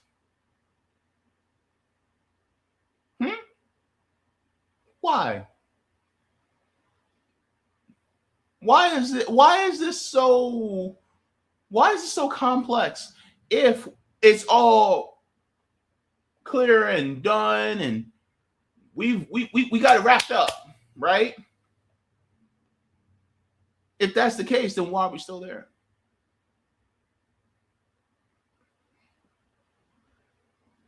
Right? And he's like, well, we got to make sure that Iran doesn't have a nuclear weapon. But first off, wait, last year, wasn't it the director of national intelligence, former director of national intelligence, Tulsi Gabbard, that basically said that Iran poses no actual credible threat to the United States, right? They actually do not have a nuclear weapon. And of course, they have not been trying to enrich uranium to get to a point where they actually have a nuclear weapon. Now, have they been going like near 60%? Quite possibly, yeah. But at the same time, why are they enriching uranium? Because they actually had a fatwa, basically a religious command that they're not allowed to have a nuclear weapon, and that was under assassinated leader Ayatollah Khamenei, where they basically, by principle, were never going to have a nuclear weapon, but they did want nuclear power to power their homes. Apparently to them, an Iranian, 12-year-old charging his iPad with energy coming from a nuclear power plant is somehow dangerous to them. Because for the last 30 years, Benjamin Netanyahu's been beating the drum going, Iran is only 2 weeks away from having a nuclear weapon. Iran is only 3 days away from having a nuclear weapon. Iran. Look, Bibi, you're from Philadelphia. Why put on the fake accent? Benjamin Malakowski, why in the world are you speaking with that fake ass accent? You're from the United States. Stop it. And you've been saying that they've been days away, weeks away. Next thing you know, he's gonna be, 2 seconds, Iran's gonna have a nuclear weapon. Oh my God. 1, 2. Do they have it now? Wait. Is Iran's nuclear weapon in the room with you, Bibi? Are they there with you now? Like, it hasn't happened in 30 years. 30 years you've been beating that same drum. And they're like, we have to make sure they don't have one. They don't want one.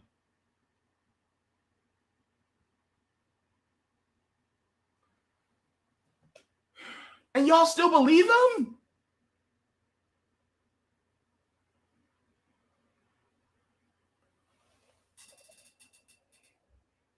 Child, I'll tell you. What in the world? Right now that the United States is holding all the cards, right, and President Trump is going to make sure that if a deal is done, that it is as sustainable deal in the interest of America. Sustainable is the key phrase there. You also mentioned the word leverage, and I want to highlight some reporting from Axios about a potentially tense conversation between Trump and Netanyahu. Quote, summarizing Trump's remarks to Netanyahu, the U.S. official said, "You're bleeping crazy. You'd be in prison if it weren't for me. I'm saving your bleeping. Everybody hates you now. Everybody hates Israel because of this." A second source briefed on the call said Trump was, I'm going to say this, pissed. And at one point yelled at Netanyahu, "What the bleep are you doing?" Less on the back and forth between Netanyahu and Trump, because let's face it, they're one of our greatest allies. That relationship is strong. But how can the Trump administration prevent Iran from using the issue of Lebanon and Israel's involvement with Lebanon as leverage against us? How does the Trump administration do that? Use Lebanon as leverage? Yeah, wait. Hang on, wait 1 second. Let me make something clear. Lebanese and Hezbollah would not be going up against Israel if Israel didn't try to take it over.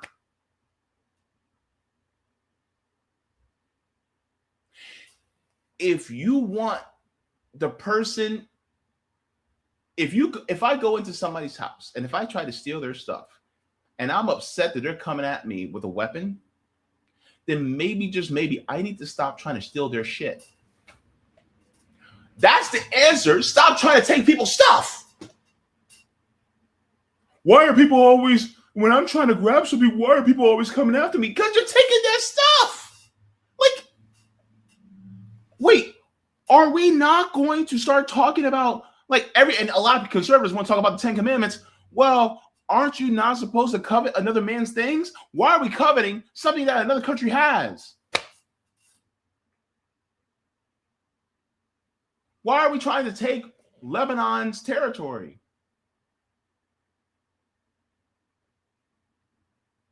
Why are they trying to do all this? Well, if you're trying to take their stuff, then guess what? They're going to resist. They didn't steal it. It's been theirs for eons. And it's funny because, let's be real, you have a bunch of white people that are living in West Asia that are saying that it belongs to them, when in reality, genetically, they can't even stand outside for more than two seconds without catching melanoma. And you mean to tell me that they're indigenous to the region? Like, come on, man. And the fact is that they're doing all these horrible things. Can we talk about the beeper situation?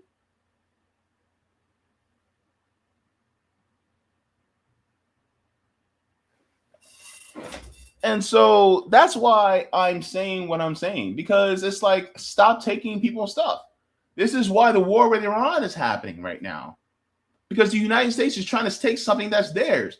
Because originally they did try to do that, but the Iranians had somebody in place that said, hey, we're going to keep this as ours. We're going to nationalize it. And the United States and Britain didn't like it back in 1953.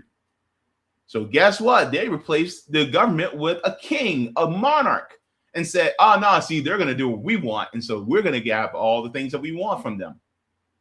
But then the Iranians were like, you know what? We don't like that. This is our land. The oil's underneath our feet, which makes it our oil. So guess what? We're going to put it in the position that we want. So the Iranians did their own regime change. And the United States has been trying to change that regime back ever since, because they just want what's underneath their feet. It has nothing to do with nuclear weapons, by the way. It has never been about nuclear weapons. And the funny thing is, if Iran had a nuclear weapon, the United States would not be over there right now. A what? No.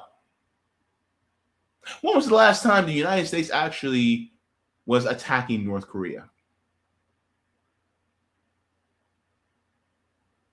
Why haven't you heard about the United States going after North Korea militarily?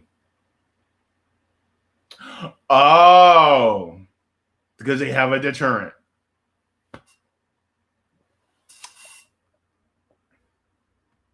because the United States doesn't want them to have a deterrent, because then that means that they actually have to play fairly, or at least somewhat fairly. That's why the United States has never had direct attack on Russia. They always have to go through proxies. Well, obviously, we want the entire region of the Middle East, whether it's Lebanon, whether it is Iran, whether it is, the government in Iraq or Syria or anywhere in that region. We want peace to break out across the region. And then stop taking their stuff. All of it's related because Hezbollah is a proxy group for Iran. Hamas is a proxy group for Iran. The Houthis are a proxy group for Iran. And so, Iran. Wait, are they actually proxy groups, or are they just trying to stop the Western powers from taking their stuff? And Iran's like, you know what? We don't want them taking our stuff, so we're going to have solidarity with them. Could it just be that they're just seeing what's happening to other groups and they're supporting those other groups because they're sick and tired of things being stolen? Taking something that does not belong to you is wrong. Taking oil that does not belong to you is wrong. Taking land from that does not belong to you is wrong. Taking resources from you that does not belong to you is wrong.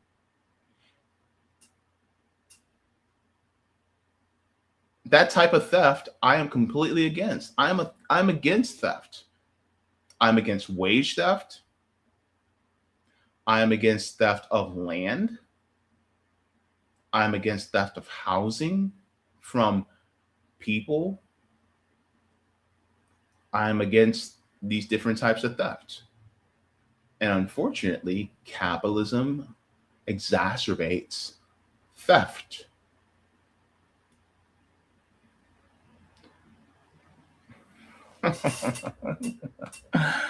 Oh my gosh. Hand's hand is in all of these conflicts, and they are related. But again, President Trump, is unafraid to talk to anybody at any time and tell him how it should be and how it must be. And that's the thing that the United States, because of his leadership and because of the awesome power of our military, we can stand behind those requests, and we aren't afraid, and we're coming from a position of power, and that's where we will always be, and that's where the American people want us. But the situation between Hezbollah and Israel is, again, it's existential for Israel. Ultimately, they have received rockets. You know this, Todd. They have received rockets for years from territory in Lebanon.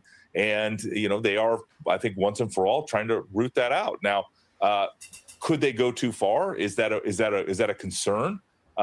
Maybe. Certainly, if they get all the way to Beirut and start, attacking the capital city of Lebanon. But President Trump understands how it all fits together and is negotiating a comprehensive deal.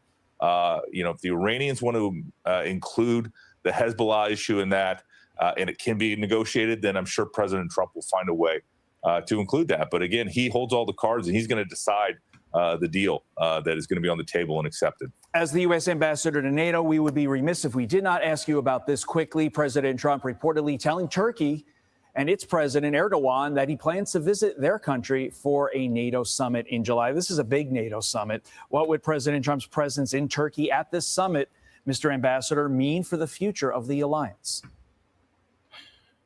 So, yeah, it's a bunch of BS. So, I want to explain to you guys this particular issue regarding what's happening in with Trump. So, let's go in here, because the article by Barack David, I think that's how you pronounce his name. Let's take a look.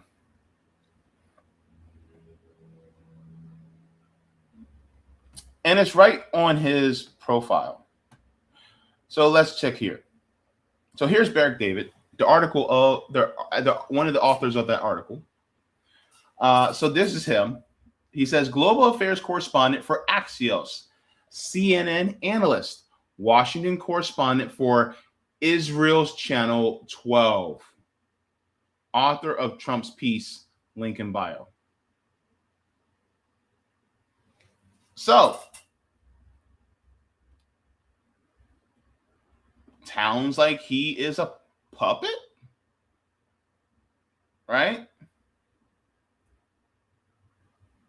So that is who Barak David is. And so this is why I think this article should be definitely taken with a grain of salt. So let's share this as well, because one of my favorite people that I learned from responded. Here's Margaret Kimberly. She says, Barak Revit is an Israeli asset masquerading as a journalist. He always claiming that a U.S. president is mad at Netanyahu, even as they work closely together. He's trying to gaslight you. And he says, of all the things that never happened, this has never happened the most. So, Margaret Kimberly shares that. So, let's continue, because I want to share this as well.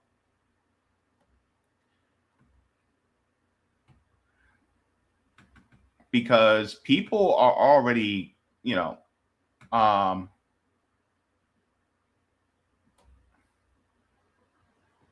people are already calling things out. So let me share this with y'all.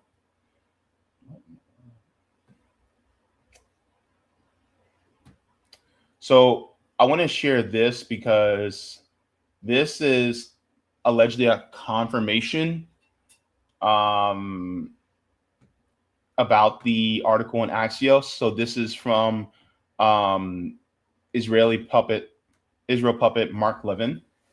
He says the leak in Axios was a violation of federal law and provided support to the Iranian regime and its Hezbollah proxy. He said whomever leaked that story to Barak Revit at Axios did a grave disservice to our country, to our president, to Israel, and to Israel's prime minister.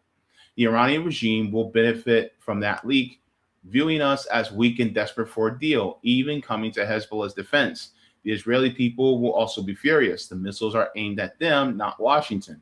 And for 100 other reasons, what was thought to be a devastating political hit on Netanyahu by the leakers about a private call between heads of state has done much damage to us and our military and our diplomatic strategy.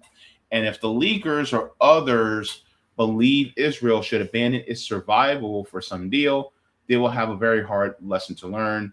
If the substance of the call is accurate, it is bad enough in my view. Will there not be an FBI investigation to determine who leaked? If not, why not? So I'm reading that because this part is important, because there's a specific reason why Mark Levin actually is saying this. And he also continues in this and pretty much a big, drowned out rant. Let me share this with y'all as well.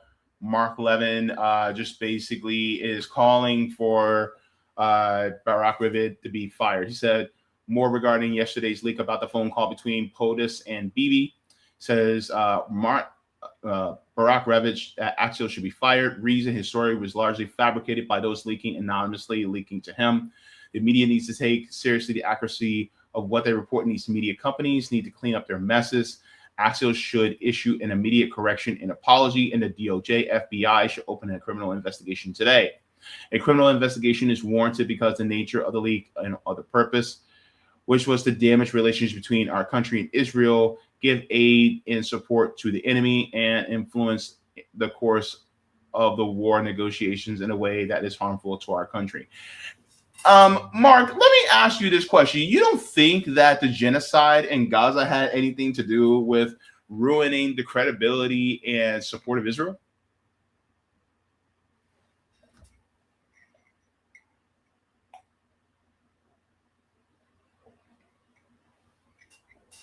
Just asking a question. Maybe it had something to do with it. Maybe seeing all those people being murdered in real time. Let's think here. Let's use our collective brains. All right. He continues. Jesus Christ. I have already commented on the actual substance of the call. Israel must be free to destroy Hezbollah. Hezbollah continues to rain thousands of missiles and drones against Israel at the direction of its Iranian regime masters. So he's trying to make it look like that, Iran is, Iran owns Hezbollah, which is, false, but they're going to stick by that. It says Israel is a sovereign nation that must and will protect its people. Let's recall that Hezbollah has killed hundreds of Americans, including Marines, over the years. But why were the Marines there? What were they doing? Why is Israel in Lebanon right now, Mark? What are they doing there? Why are you all up in their business? Why are you all up in their country? Anyways, moreover, Iran must not be able to dictate the terms of any agreement, including the demand to protect Hezbollah should any deal be struck. And obviously, I've made my position to any deal known. The regime needs to be eliminated if we in our country, as well as the rest of the world, are to be free, finally free of the Islamist nuclear and terror threats. See my monologue last Sunday on Fox. Yeah. Anyways, so he's basically calling for the firing of a journalist for the leak, right? Now, because of that, let's get into this, because somebody actually dissect this and said, hey, something ain't right here. And so, because this is all over the news right now, and everybody and their mama talking about it, but I want to share this piece here. Let me see. I have it here.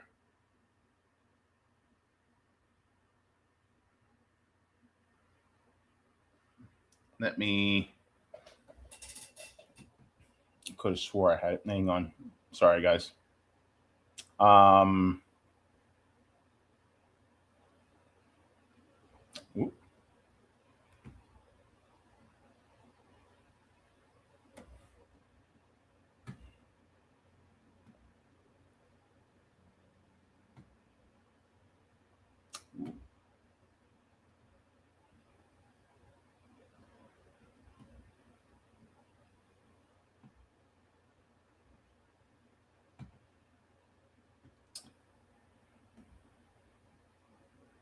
Hang on, I'm sorry. I had it up. I could have swore I put it up here.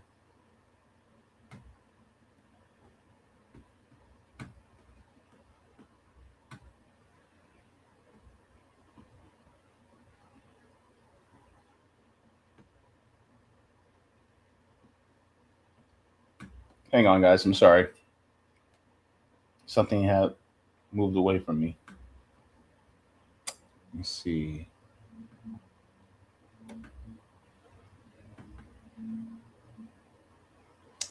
Oh, I have it. Never mind. Alrighty. I passed it. Make sure to get plenty of sleep, kids. And drink plenty of water. It's good for you. All right, so somebody basically decodes through this entire thing. And this was brilliant from this person named Noodles. So let's show his crypto Paul. That's what it says. And crypto Paul is a geopolitical and macro psychoanalyst. And so he connects the dots others miss. So let's go here. Noodles says, let's decode what actually happened here. Axios reported that Trump exploded at Netanyahu, called him fucking crazy, said, "You'd be in prison if it weren't for me," and said, "Everybody hates you now." The journalist is Barak Ravid again. We talked about it. Israeli, based in Washington, covers the Netanyahu-U.S. relationship for Axios and every latest details to calm the markets. Let's stop there. To calm the markets. Why would you want to calm the markets? Because if you calm the markets, then it has the facade of stability. The facade that you're keeping things stable. This is why Trump will continuously always go, oh, well, we're negotiating. And he does it in strategic times so that the markets will calm down. Because he's so focused on the stock market, but the real economy is in the dirt right now. But he's so focused on the stock market, he's like, okay, well, if I say that we're negotiating on a Sunday, then the markets are going to start off and they're going to rally. Because to him, he thinks that we pay attention to the stock market and that the stock market means that the economy is actually doing well. When in reality, when every single time we open up the banking app on our phone, or every single time we have to borrow money from Cash App from our relatives or our loved ones or our friends, that's something completely different. Oh, that's just not a real reflection of the economy. Every single time we have to buy some ground beef or ground turkey at the store and it keeps going up. Oh, well, don't believe that. Believe the stock market. Every single time you have to pump your gas at the gas tank. Don't believe that. Believe the stock market. The stock market ain't paying my electric. The stock market ain't paying my rent or mortgage. The stock market ain't paying for my Netflix. By the way, I don't have Netflix no more because it's too expensive and I barely watch it anyway. But, you know what I mean? Like, what are we doing here? That doesn't pay us. Our jobs pay us. Whatever little they give us. And then housing prices are through the roof. And so he thinks that we're going to think, oh, well, the stock market's up. That means everybody's doing well. When in reality, the real economy is not doing well at all. In fact, all y'all poor, including me. All y'all. And it's not because we're just terrible or we're just have a moral failing. It's because the system is such a way that when we just operate in a normal fashion, we're constantly being extracted for our wealth. And it's like one of my favorite quotes is, if a flower doesn't bloom, you change the environment in which the flower grows, not the flower. The problem is that a lot of flowers ain't blooming. Why? Because all the water, all the nutrients are taken by these parasitic weeds that are just overgrown around us. And so it's not our fault. You need to change the environment. But the problem is they want to keep the environment because it helps them. Anyways, I'm going on a tangent, but you understand what I'm talking about. Anyways, let's continue. This is the same journalist that wrote the exact same type of story about Biden. There's literally a book chapter about this pattern. It's called, quote unquote, Fuming Biden. The same reporter, the same format, the same function, different president. This is about keeping Israel okay, right? Now, watch the response. Mark Levin, who do we just show? Mark Levin, a close ally of both Trump and Netanyahu, did not deny the story. He demanded an FBI investigation into who leaked it. When your defense is, quote, this should have never leaked, end quote, instead of this never happened, you have confirmed the call happened. But here is the part that matters.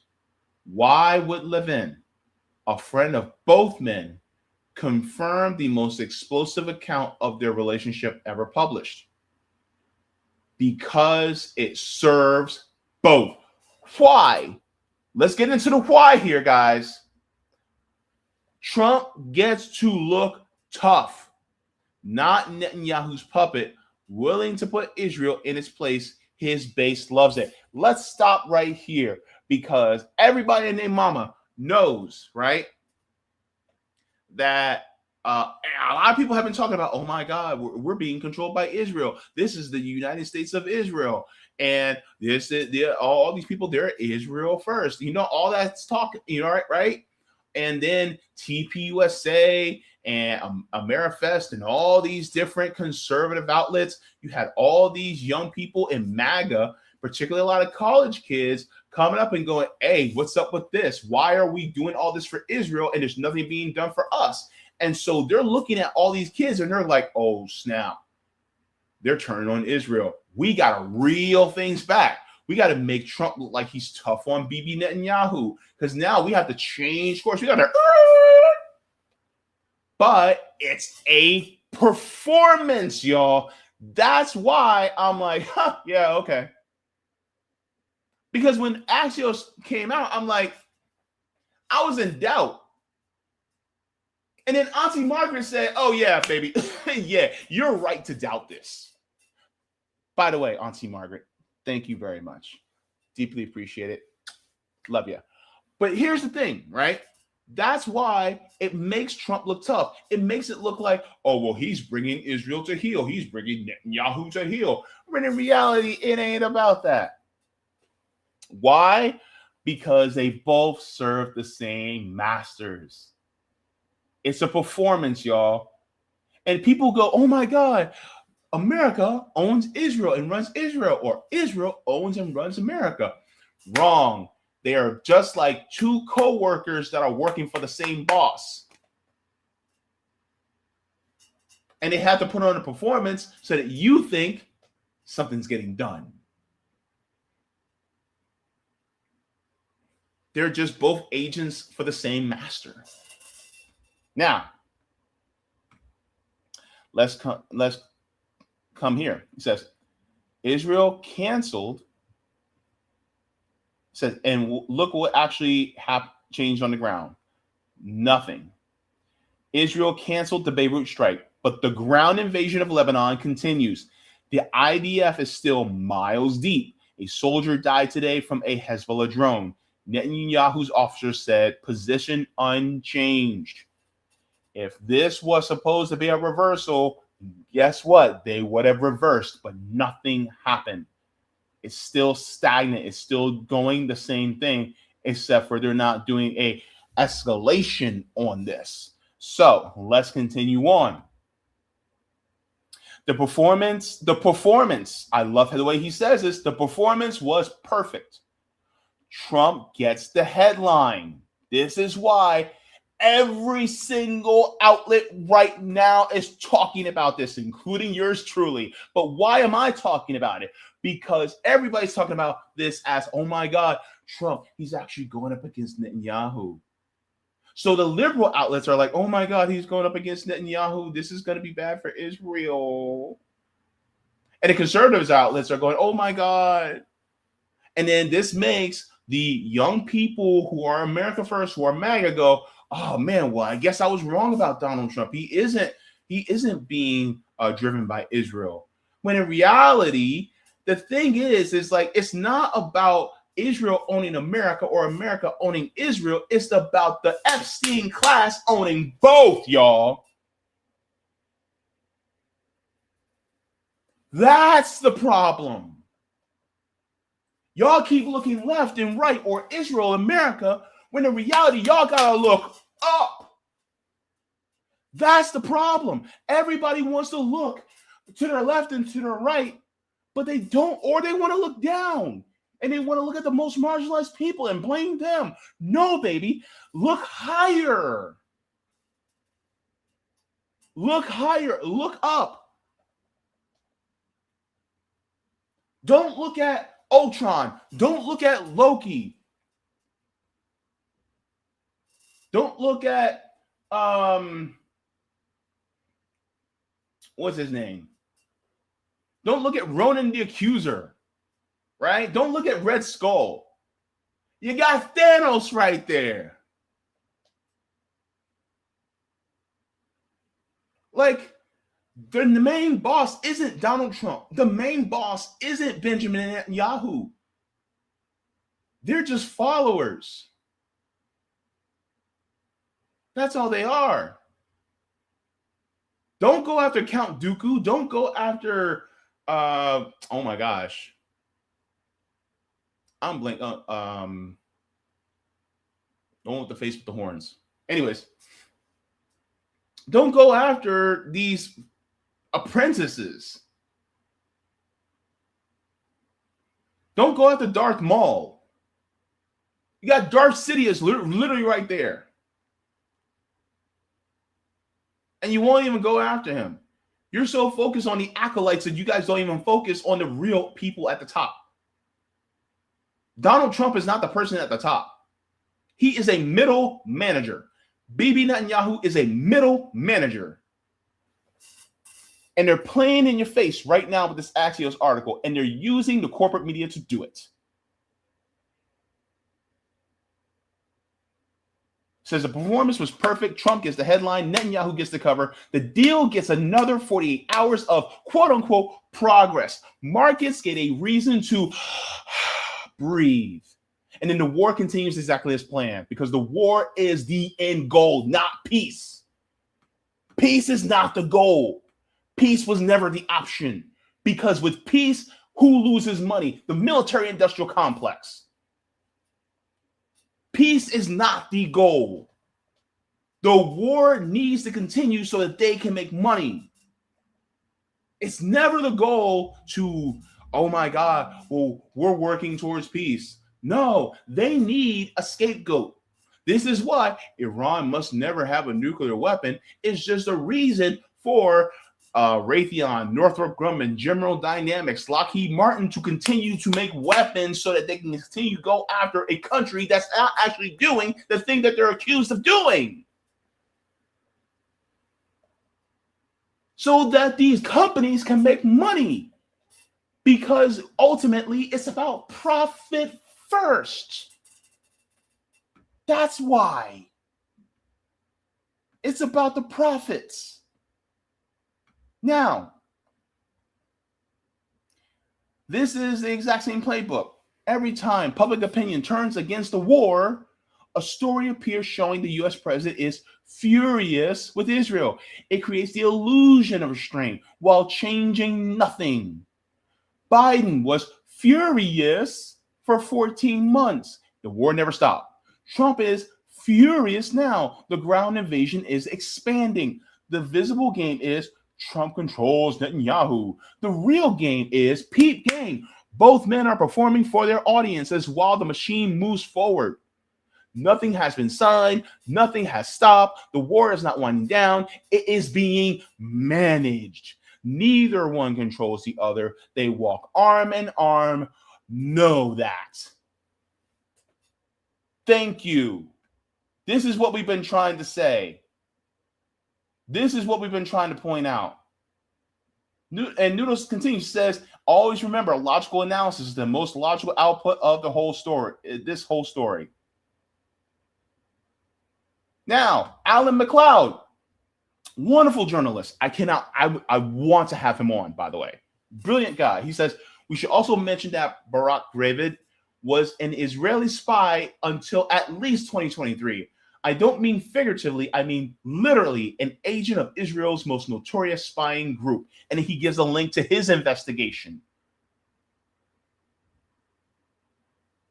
So, guys, this is why I'm saying don't pay attention to what these headlines say. It is a psy-op. It is a psychological operation to make you think that either Trump is being more courageous than what he actually is. He's not. Because him and Bibi Netanyahu, Trump doesn't own Bibi and Bibi doesn't own Trump. They are workmates. They are buddies that work together in order to further the goals of the Epstein class. That's it. That's it. There's not the tail wagging the dog and all this, that. No. You got to look higher. Set your sights up, baby. That's why I said the way I said it.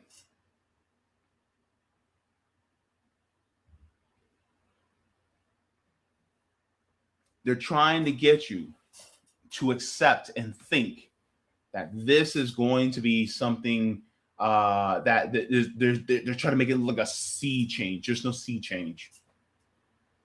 There's no change at all. Just like with Joe Biden, with Donald Trump, nothing will fundamentally change.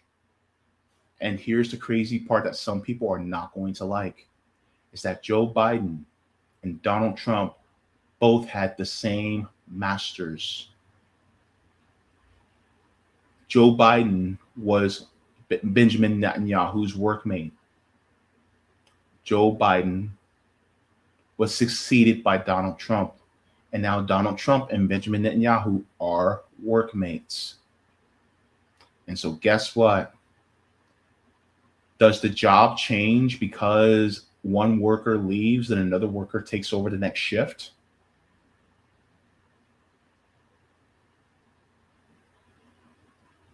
This is why it matters. This is why independent media is so important. This is why supporting independent media is so important. And I'm going to tell you guys right now, there's a lot of independent media out there that are just trying to become the new mainstream. And reality is all because they just want access, but they actually don't want to challenge the system. And be mindful of these channels on YouTube that will say some of the things that I say, but when it comes to doing things on the ground, they're not willing to tell you what some of the actual answers are. And sometimes it means doing direct action on the ground in order to change the system into something new. And they're not willing to go there because they benefit from the system. They benefit from it and they want to keep it going because if the system changes, they have nothing. I want to retire from this. They don't.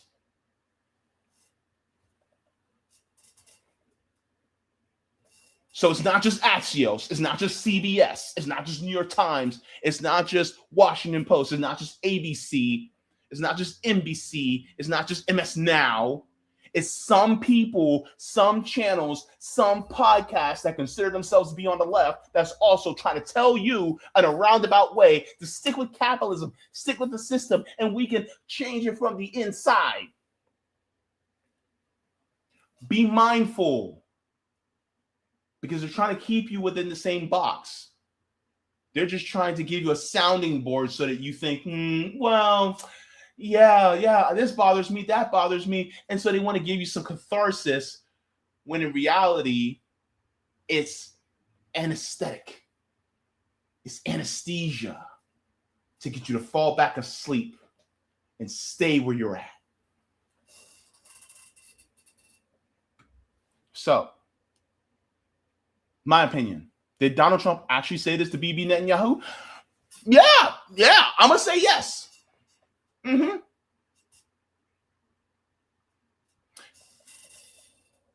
But did they actually say it as an actual confrontation? You know what this reminds me of? That brilliant performance by Will Smith in Fresh Prince of Bel-Air when he was yelling and screaming about how his dad left him. And he's talking to Uncle Phil. Now, you felt the emotion, you felt the anger, you felt the words. But was that reality or was that acting?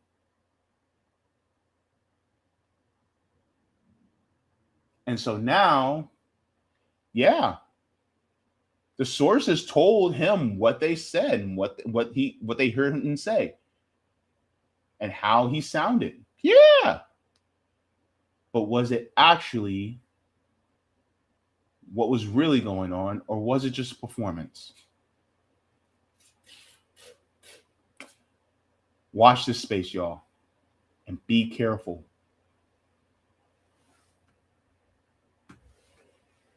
Go ahead and give a like to the stream. Thank you so very much to everybody for staying with me. Oh, I did it again. Let's go to the poll because I want to see what you guys think. And then we'll close out this segment. Let me share here.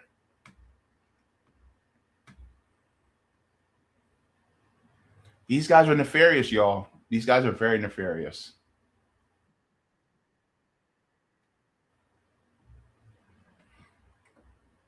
All right, let's take a look, see at the... Okay.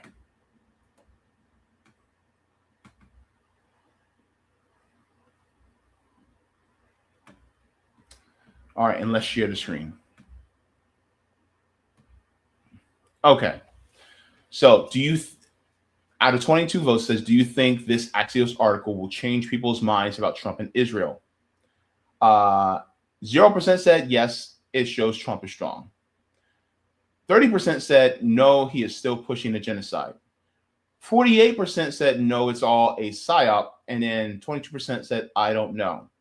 Now, for people who may have said, I don't know, my question is, did it change your mind after hearing this story? I'm actually curious as to what you guys think. Now, someone requested, I think it was Nico Wicca, asked if I can share the article in the chat, and I will do that. And I'll put the article as well as in the description for you guys as well for this clip. All right. But yes, keep an eye on them, watch your space, and don't fall for the propaganda and don't fall for the performance. And just realize that everybody in both parties are agents of the system.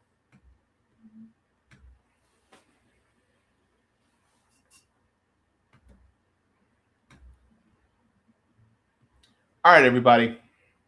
Thank you so very much. Let's get into the comments, and then we shall move on to our final segment. Let me check on the Kick chat to see see if anybody commented. Okay, we're good on Kick. Grateful for that. Let's go into Rumble.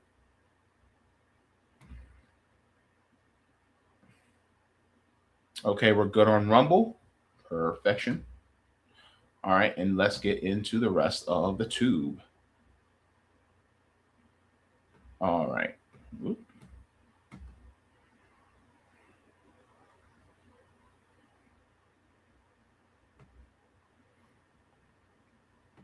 I want to go back to these because Holly said the Axios article was ridiculous. Trump is working tirelessly for a ceasefire. That's essentially what it is. There's nothing different.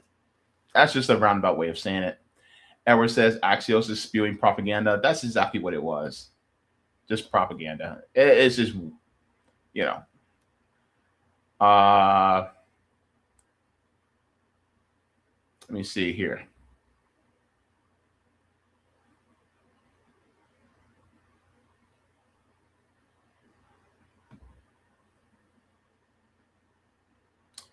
Daniel says, nice suit. How's that job?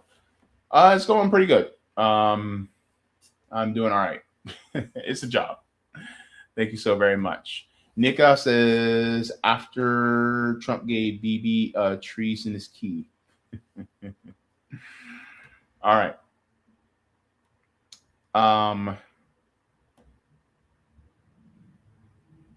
see.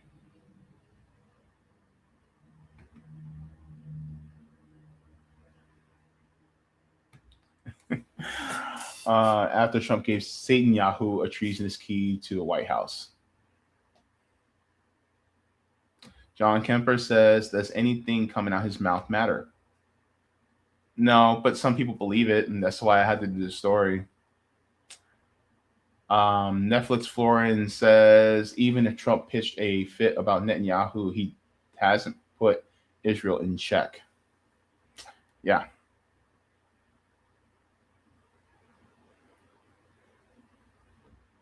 Holly said, just reported Trump days Iran talks continue Despite denials, Iran suspended negotiations. Yeah, because Iran's like, no, we're not going to hear you. You're always, BSing us, so we're not going to listen to you anymore. It's basically like, the boy who cried wolf. They keep saying it, and then, it's not happening.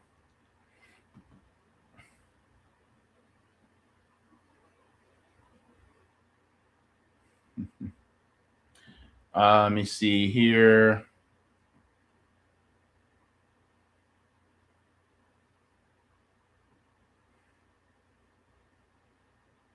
I have a court lord saying hello to Jacqueline. Good to see you. Let me see. Before I move on.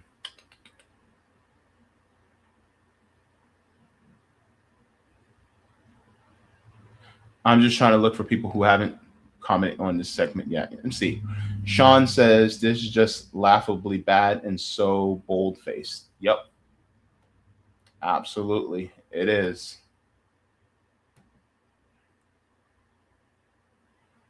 And a court lawyer says the IRGC is making military decisions, but the government is still in charge of the country. Yeah.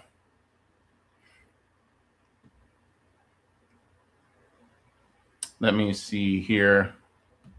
Roger says, I don't buy the line that China has all these rare earth minerals, because if they did, then why in the world are they in Africa exploiting African people? Funny how when they come here, they undermine freedmen when we weren't the ones that did what did to their country. I don't know if it's, I don't want to really get into it, but I don't know if it's actually exploiting Africa per se, because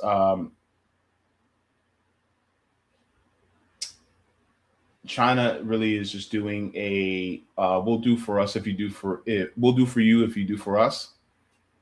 It's not the same as the US essentially, having these countries staring down a barrel of a gun and saying, give us your stuff or else. Or even then replacing their president with some puppet. So I don't know if it's the exact same, right? I think that part, look, I'm gonna be real. The whole China is exploiting Africa. I think part of it's also a psy-op too, because they don't want us to look at China and say, hey, well, why don't we just start doing more what China does? Because then that works against the favor of the ruling class. I think that's also being used. Like, for instance, what happened here, so what happened with that case with that young man was shot in 2023. I'm just learning about the case from what it looks like. Now you have a lot of Black Americans that are now starting to turn against Asians, particularly East Asians now, because of this ruling, when in reality, one thing a lot of people need to know is that, a lot of the ones who are immigrant here is a lot of them are equivalent to a lot of the Gusanos that come from Cuba, right? The Gusanos that come from Cuba are typically white, typically racist, and typically they do not like any type of government that is on the left that actually demands that, more equality is spread throughout the entire country. And so it's the same thing, right? They want the people who are more right-wing and who want to be more closer to pro corporation, pro business to come here. And so they deny people who would actually have more solidarity with us, because they actually don't want them here, because then that means that we will actually stick together more.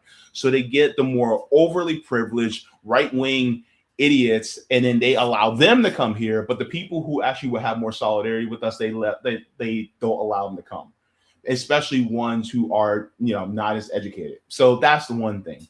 And so the thing is like, then all the representation of anti-Blackness that we see from people who are from some of these countries, that's the representation that we see here. And then we think automatically that they're all like that over there, when in reality it's not.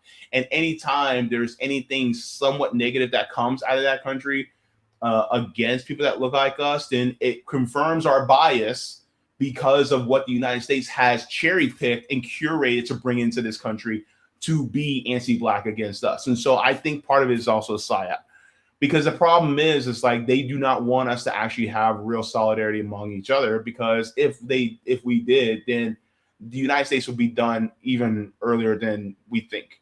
But the problem is like they have to have us fighting against one another. And so this just serves their interest even more. So part of me also honestly does think that that whole thing about China exploiting Africa is a bit of a psyop, because they will use some idiotic Chinese person who actually does something bad against Africans is going, see, they're all like that, when in reality it's not. Because if we're going to paint an entire group of people with a broad brush, then we can't fault white people for painting us as criminals, even though we know it's not true. And this is how they play us against each other. And so, is it true that there's a lot of anti-Blackness all over the world? Yeah, of course. At the same time, we also have to, look at it more measured and say, well, who's pushing the anti-Blackness in these countries? And then also, who's the biggest group within each country that is more likely to take on the anti-Blackness? You know what I mean? But anyways, I'm not going to go on a tangent. But yeah, so let's continue on into the final segment, because this is a really good story, and I want to get into this because this is actually going to be a great one. So we're going to move on to this. So I say, let's go. I am happy about this story. I hope you hear about this story and inspires you to do more in your community. So let's get into this. Great news for Parramore. It's a historically Black neighborhood in Orlando. Great news for Orlando residents. So many of you probably don't know, because you guys are from around the country. You guys are from outside the country in many different countries, whether it be UK, Canada. Some of you guys could be from Africa, South America, different parts of Europe. But welcome. But this is actually a really good and important story, and I hope that it inspires you the way it has inspired me. So there's a historically Black neighborhood in Orlando, in the Parramore area. This is really 32805 zip code. The nearest by high school will be Jones High School, which is an historically Black high school. And, one thing that I learned that is important. And there's a gentleman that I've heard from that actually talks about the reason why the area in Orlando is underserved. And a lot of times we talk about things like redlining. We talk about things like Black codes, Jim Crow. While all these things did exist within the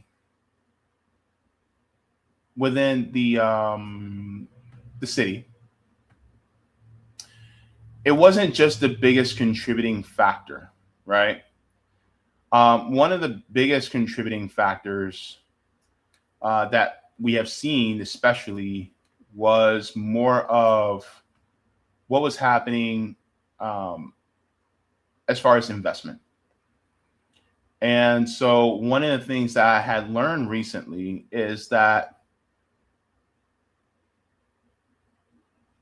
the reason why Orlando, especially in this area, is in state as in, is not just because of redlining, things like that, but it's also more in line with divestment. And the divestment that we have here was really because of white flight. And the white flight that we experienced here has caused us to really have a degraded infrastructure here. And so now, essentially, the area that we have, a lot of people are underserved at an extreme rate. And so I want to share with you guys a particular story that has inspired me, and I hope it inspires you, because we are done with divesting, and now we're going to get to a point where we are investing. And that investing really means doing for our communities by means of mutual aid and building dual power. So let me share this with you guys. So this is from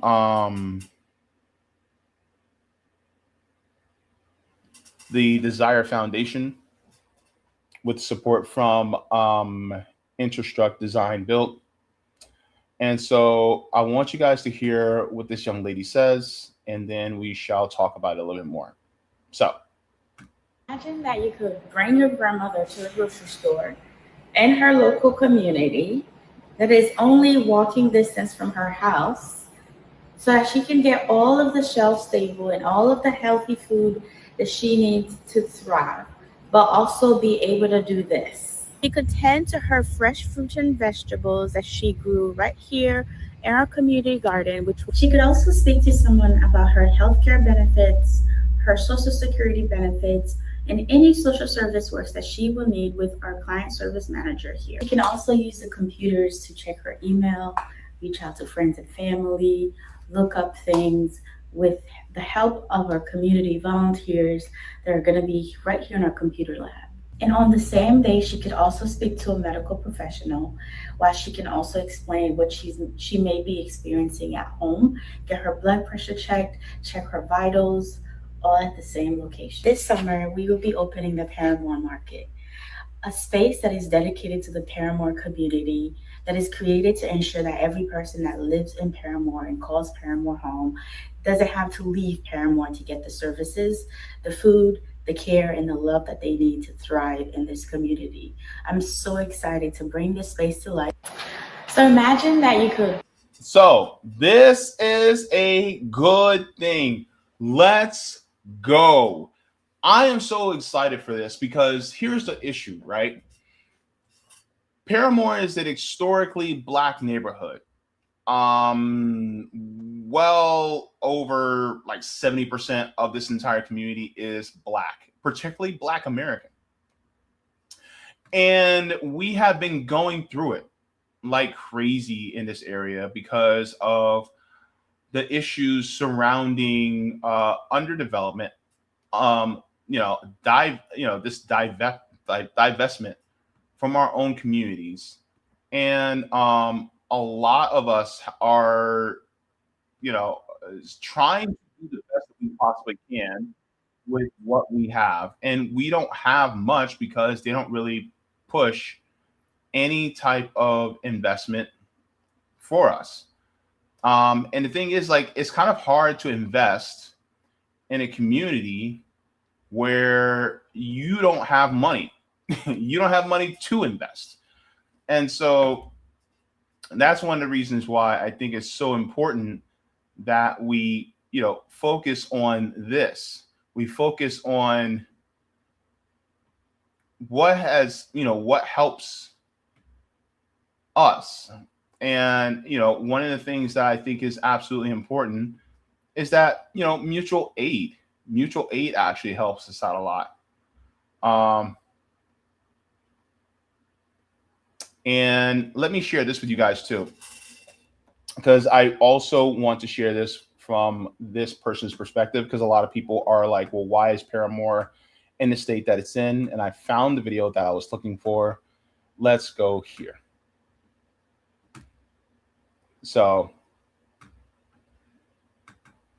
let's take a look.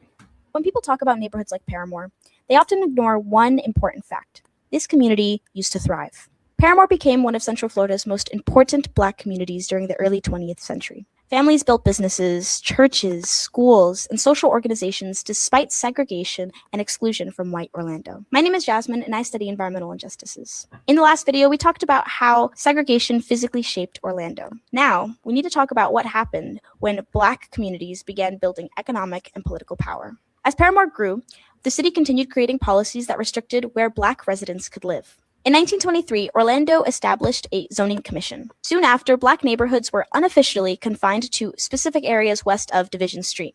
Then came public housing projects like Griffin Park and Carver Court. But these projects were not built on empty land. They were built where Black families had already existed. So what does this remind you of, right? Many people, and Roger, you're in the chat, you're in New York, and you can, confirm this for everybody. But, Seneca Village was a Black community in the middle of New York City, in the middle of Manhattan, and then they tore down those houses and they built Central Park. So whenever they're talking about green spaces, a lot of these parks were actually where Black people lived. And now they're completely gone because they wanted to build green spaces, which pushes Black people further away from the metropolitan area. And so, unfortunately, this is why, when we talk about divestment, this is one of the things that they did. And we're going to get also into eminent domain, because this is another reason why the Parramore neighborhood is in the state that it's in right now. And, full disclosure, when we first moved down to Orlando, we lived in the Parramore area, right? I actually went to kindergarten at Orange Center Elementary School, which is, we used to call it the Orlando Citrus Bowl, right? It's a huge stadium that seats like 40 or 50,000 people. And so that was a huge Citrus Bowl. And then Tinker Field, which was a baseball field that used to host the Negro League. And Tinker Field was actually an area here in Orlando, which was the only stop that Dr. Martin Luther King Jr. took on his tour through Florida in Orlando. And he actually spoke at Tinker Field. And so, if you go to Tinker Field, you can see the mural and the dedication there. And they kept up Tinker Field because it's a historic site. But at the same time, unfortunately, the camping is now called Camping World Stadium instead of the Citrus Bowl. Now that's there. And so part of me is afraid of, are they going to take down Tinker Field? I don't know. I hope not. But at the same time, that's a piece of history that is essential to that neighborhood, to that area. And that is, the Clear Lake, that's near the Clear Lake area, which, when I talked about the redlining, right, and we talked about the issues regarding credit ratings, that's that same area that I was talking about, right? Well, this is exactly the Parramore area as well. So let's continue on. And this is why I'm excited about this new project that they're doing, but this is the history behind it. The construction of Griffin Park alone destroyed over 150 homes and displaced families who had spent decades building stability and community. This is an example of transportation and housing injustices working together. Infrastructure decisions were not neutral. They reshaped who had access to wealth, mobility, and opportunity. Division Street physically separated Parramore from the rest of downtown Orlando, reinforcing racial segregation through urban design. And this pattern didn't stop with roads. In the next video, we'll look at how federal highway construction devastated Parramore and many Black communities across the United States. So also, yes, eminent domain also destroyed part of the Black neighborhood within Orlando. And so I-4 literally runs through a Black neighborhood. And so also when they expanded I-4, the I-4 Ultimate project, that was like $20-something billion project. I'm like, okay, yeah, we can spend that money on expanding I-4, but the neighborhood that runs through there, we can't improve the neighborhood much more. And yeah, they'll, put up a few nice looking apartment buildings. They may redo the streets a little bit, but the people are still economically disadvantaged anyway. How many Black businesses have actually opened in the area since the I-4 Ultimate project?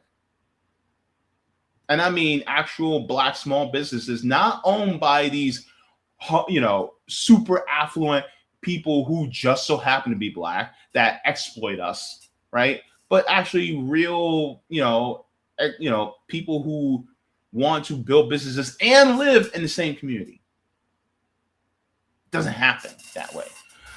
And so, this is why I'm excited about this whole project. I think it is a brilliant idea because there is no actual grocery store within the Parramore area. You would literally have to go past Orange Blossom Trail just to get to the first grocery store, which is Presidente. And then like a block and a half after that, then you finally get to a Walmart. Outside of that, there are no other grocery stores that close, and I mean, how many people are going to want to continue to go to the little food store that's right there? Unfortunately, that's basically all they have. And fortunately for the community, you have organizations like Real that do their solidarity hubs.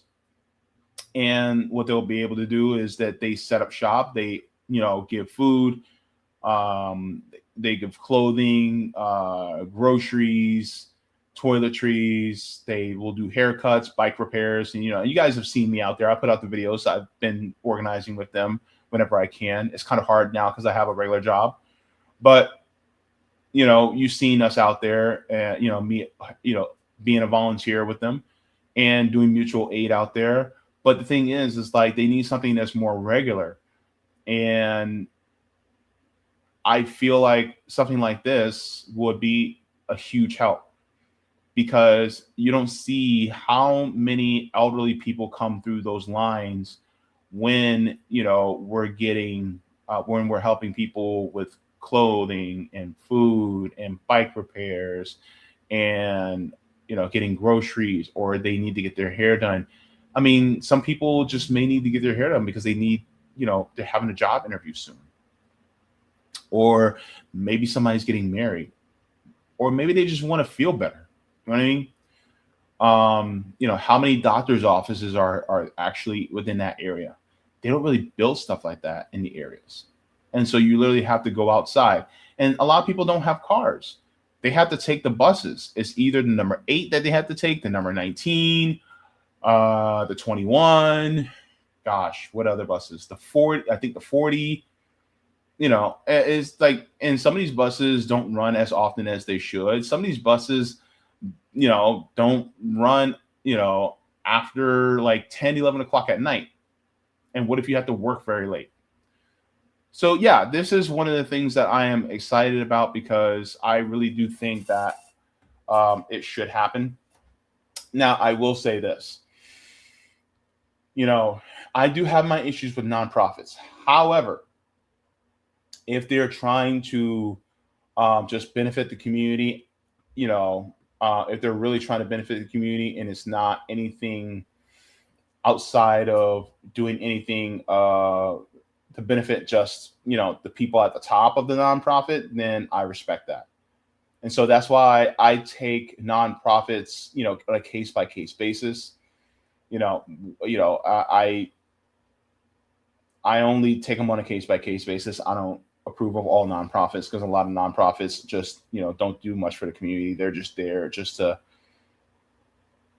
extract, right? So, I want to see if we can show more. So let me see here. All right, so let me share this with you guys too, because they're actually showing the inside of what they're building. And I think this is also pretty cool. So building a micro grocery store in Orlando, Florida. You're really like against all odds. You're doing something that no one in the family has done, that none of your friends have done. You really don't know where this is going to end. And you're kind of adventuring into an odd place. You're discovering all new stuff that's never been done. And it's great to do this because one day you'll get tested in a different way and you'll be mentally stronger. And so I'm proud of you because this is all tough now, but it will pay off when you need to show your strengths, or, it's almost like you're going to the gym, it will pay off one day. Like, I don't want to do it. I don't want to run. I don't want to lift. I don't want to do anything. I don't want to eat. You go, I know, but the future me is telling you, this is great that you're doing this, because you're going to have it. It's just going to be, when you need it, you'll be strong enough. You didn't quit? So they got the new refrigerators to get this done. So I'm excited, man. I'm excited for the people in Parramore, man, because the people in this community, man, they not only deserve a win, they need a win, and I can't tell you how many people who are elderly that I've served while doing mutual aid here. And it's exhausting, to see them constantly having to deal with the mess that, or the lack thereof of what this, this city doesn't do for them. And so I think it's important that we constantly are trying to push, right, for something more, for something better. And so the foundation is called the Desire Foundation out here in Orlando. So let me share their Instagram page. So yeah, they're called the Desire Foundation. And People's Free Kitchen also follows them as well. And so they're helping people. And I think that's absolutely important, to do more for others. And so they talk about, they have free groceries available, things like that. So, continue to do what you can, man. And I hope if you can start something like this within your community, and you don't have to start off huge, right? You can do a community fridge, right, to keep things stocked just for your neighbors. I think that's a good thing, right? Or if you can help people when it comes to pushing for helping them get food stamps, right? Or housing assistance, or TANF, for temporary assistance for needy families. You can also help them get, if they are disabled and if they don't get disability, if you can help them, navigate through that red tape.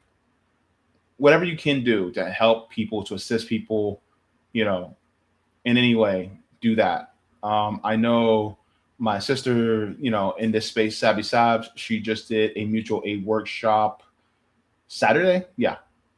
So she tries to do it once a month. If you guys can attend that to learn more about how to do mutual aid, then at least they know how to start. And it only takes is just two people, you and a friend, you and a family member. Doesn't matter. Start off with that. Even if you help one person, that's one person that you helped that you didn't help before, right? Continuously do the best you can, because the world needs to win.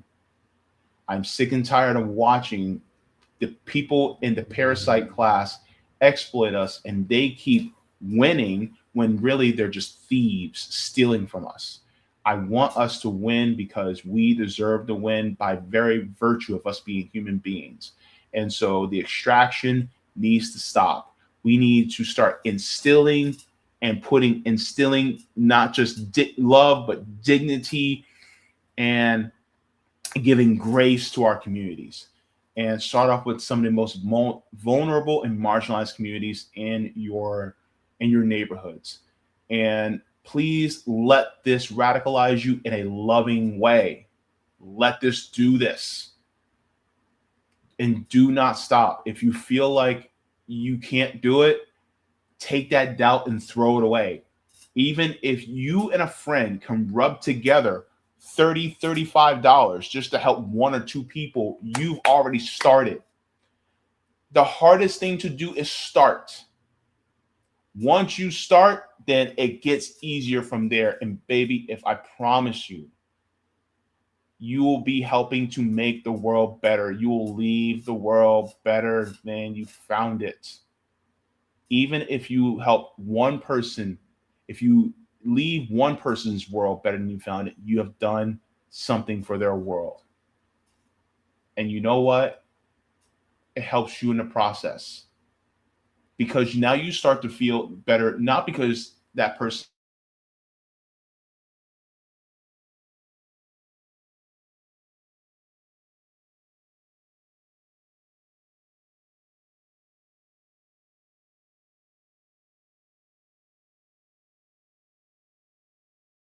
and said that I am more than what these parasites tell me I am.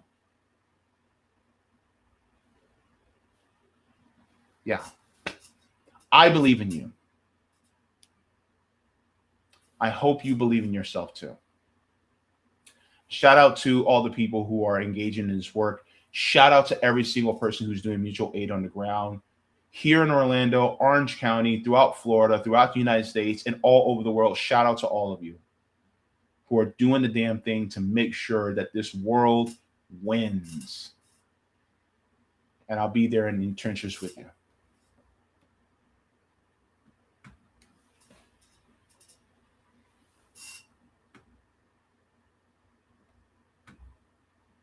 All right, everybody, go ahead and please give a like to the stream. Thank you so very much. All right, so let's get into the chats, and then we will be ready to go. So let me check on the Kick, see if we have any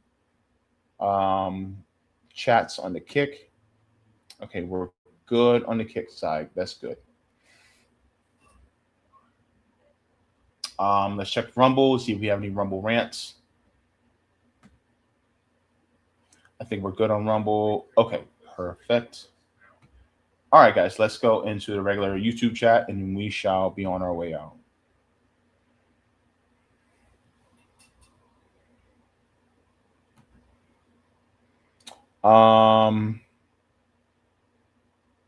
Netflix says, oh, and JB, don't forget to grow and take your Ashitaba. Listen, and I know you mean very well, and I thank you so very much from the bottom of my heart. As a kidney transplant patient, I cannot take any supplements because it could interact with my medications. And so because of that, I appreciate your suggestion and your advice, but I cannot do it. You know what I mean? And so for people who may be able to, then cool. But like, I can't even take melatonin. You know what I mean? And so unfortunately for me, and there's also certain foods that I can't have. Like, I have to stay away from things like ginger and turmeric and stuff like that. So yeah. But thank you. I appreciate it. Looking out for me. And Netflix says, Axios dared to be the hit media outlet connected to HBO. It is meant to trick people who think they are smarter and more informed. Yeah. Bryce, hey, good to see you, Bryce. You said, it's a psy-op. He said it straight up. Jacqueline said, I just changed my answer on the poll, but the tick's still in my original answer. Okay, thank you so much. Roger says, watch Savvy's deep dive tonight. We're making the case as to why the labor movement was so strong back in the first half of the 20th century and why we need to leave unions and private sector behind and adopt worker cooperative.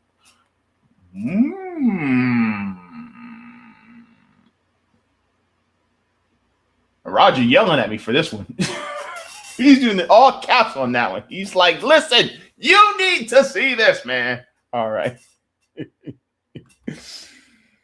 Why don't I just get a visual of Roger standing over me like Smokey from Friday going, and you know this, man.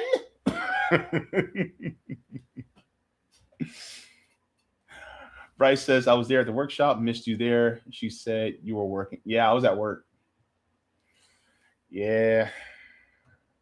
I was like, dang it. Yeah. Sean says the feed is lagging. Oh, I'm sorry. It hasn't been lagging for me. But the stuff has, yeah, it says a plant, not a supplement. Yeah, I got a kidney transplant. It's been a year. It's been over a year now.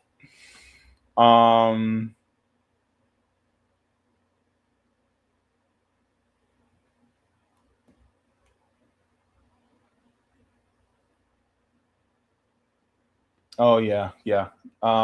Not saying that it's a fundamental problem with standard medicine. They wish to divorce you from natural medicine. Yeah, but that's all the part of capitalism. You know what I mean? They want to keep you in the same certain box, right? Unfortunately, that's how they operate. All right. So Sean says, great stream as always. Wish us in California and Washington State good luck. Yeah, I wish y'all good luck. Yeah. Wait, do you guys have an election? No, you guys have a. Don't you guys have like a primary or something like that? I don't know. But yeah. But guys, I gotta get going. I hope you guys enjoyed your stream today. And a lot of people are going through a lot. Summer is on the way. We are now officially in hurricane season. So please, thoughts and wishes and prayers and all that for Florida, because I don't know. I have a feeling we may get at least a good pop from a hurricane. And I don't know, man. It's, we're going to get something. But yeah, I think something's on the horizon soon. And also, I also read recently the continuation of Bell Hook's book, The Will to Change, Men, Masculinity, and Love. So that's already uploaded. I uploaded that Sunday, and I'm going to try to get back into my readings like I should. But thank you so very much for being so patient with me as well. And yeah, once again, I don't have a PayPal anymore. So if you guys would like to, there's other ways to support me. That's linked down below. So we can always take a look at that. Netflix the Foreign says, can you eat wolf goji berries as well as blueberries and sumac? I do have blueberries. As far as the other berries, I don't know. For the most part, I'm told berries are really good. I don't know about sumac. I have to research what that is, but there's some things that I just can't have. There's some things that I have to be very limited with, and there's things, but it's not as restrictive as when I was on dialysis. But of course, I have to be careful with certain things because I cannot mess up my anti-rejection medication formula because I need my kidneys. Well, that new kidney I have, so I need that. So, but yeah, thank you so very much. So guys, make sure to tune in. I'm going to try to make sure I get my editing done before Savvy goes live. But guys, thank you so very much for joining in to the stream. Appreciate you as well. Water your plants, water yourselves, leave the world better than you found it. Do all the things if you got them, including also anything that comes out from corporate media. Always take it with a grain of salt and always go and support independent media, because there's a labor of love from those of us in independent media, especially those of us from real grassroots independent media that are actually trying to push through this algorithm, because many of us are deeply suppressed. And yeah, continuously, push for liberation for many marginalized groups around the world. Also, speaking of marginalized groups, happy Men's Mental Health Awareness Month and happy Pride Month to all my LGBTQ people out there. It is definitely going to be an interesting month, and I hope you guys have some joy and some peace during this time. Okay. All right, everybody. I'll see you guys in later. Forehead kisses, and stay smooth. Thank you so much for watching, and I appreciate it from the top and bottom of my heart. If you'd like to see any more, you can look here. 1.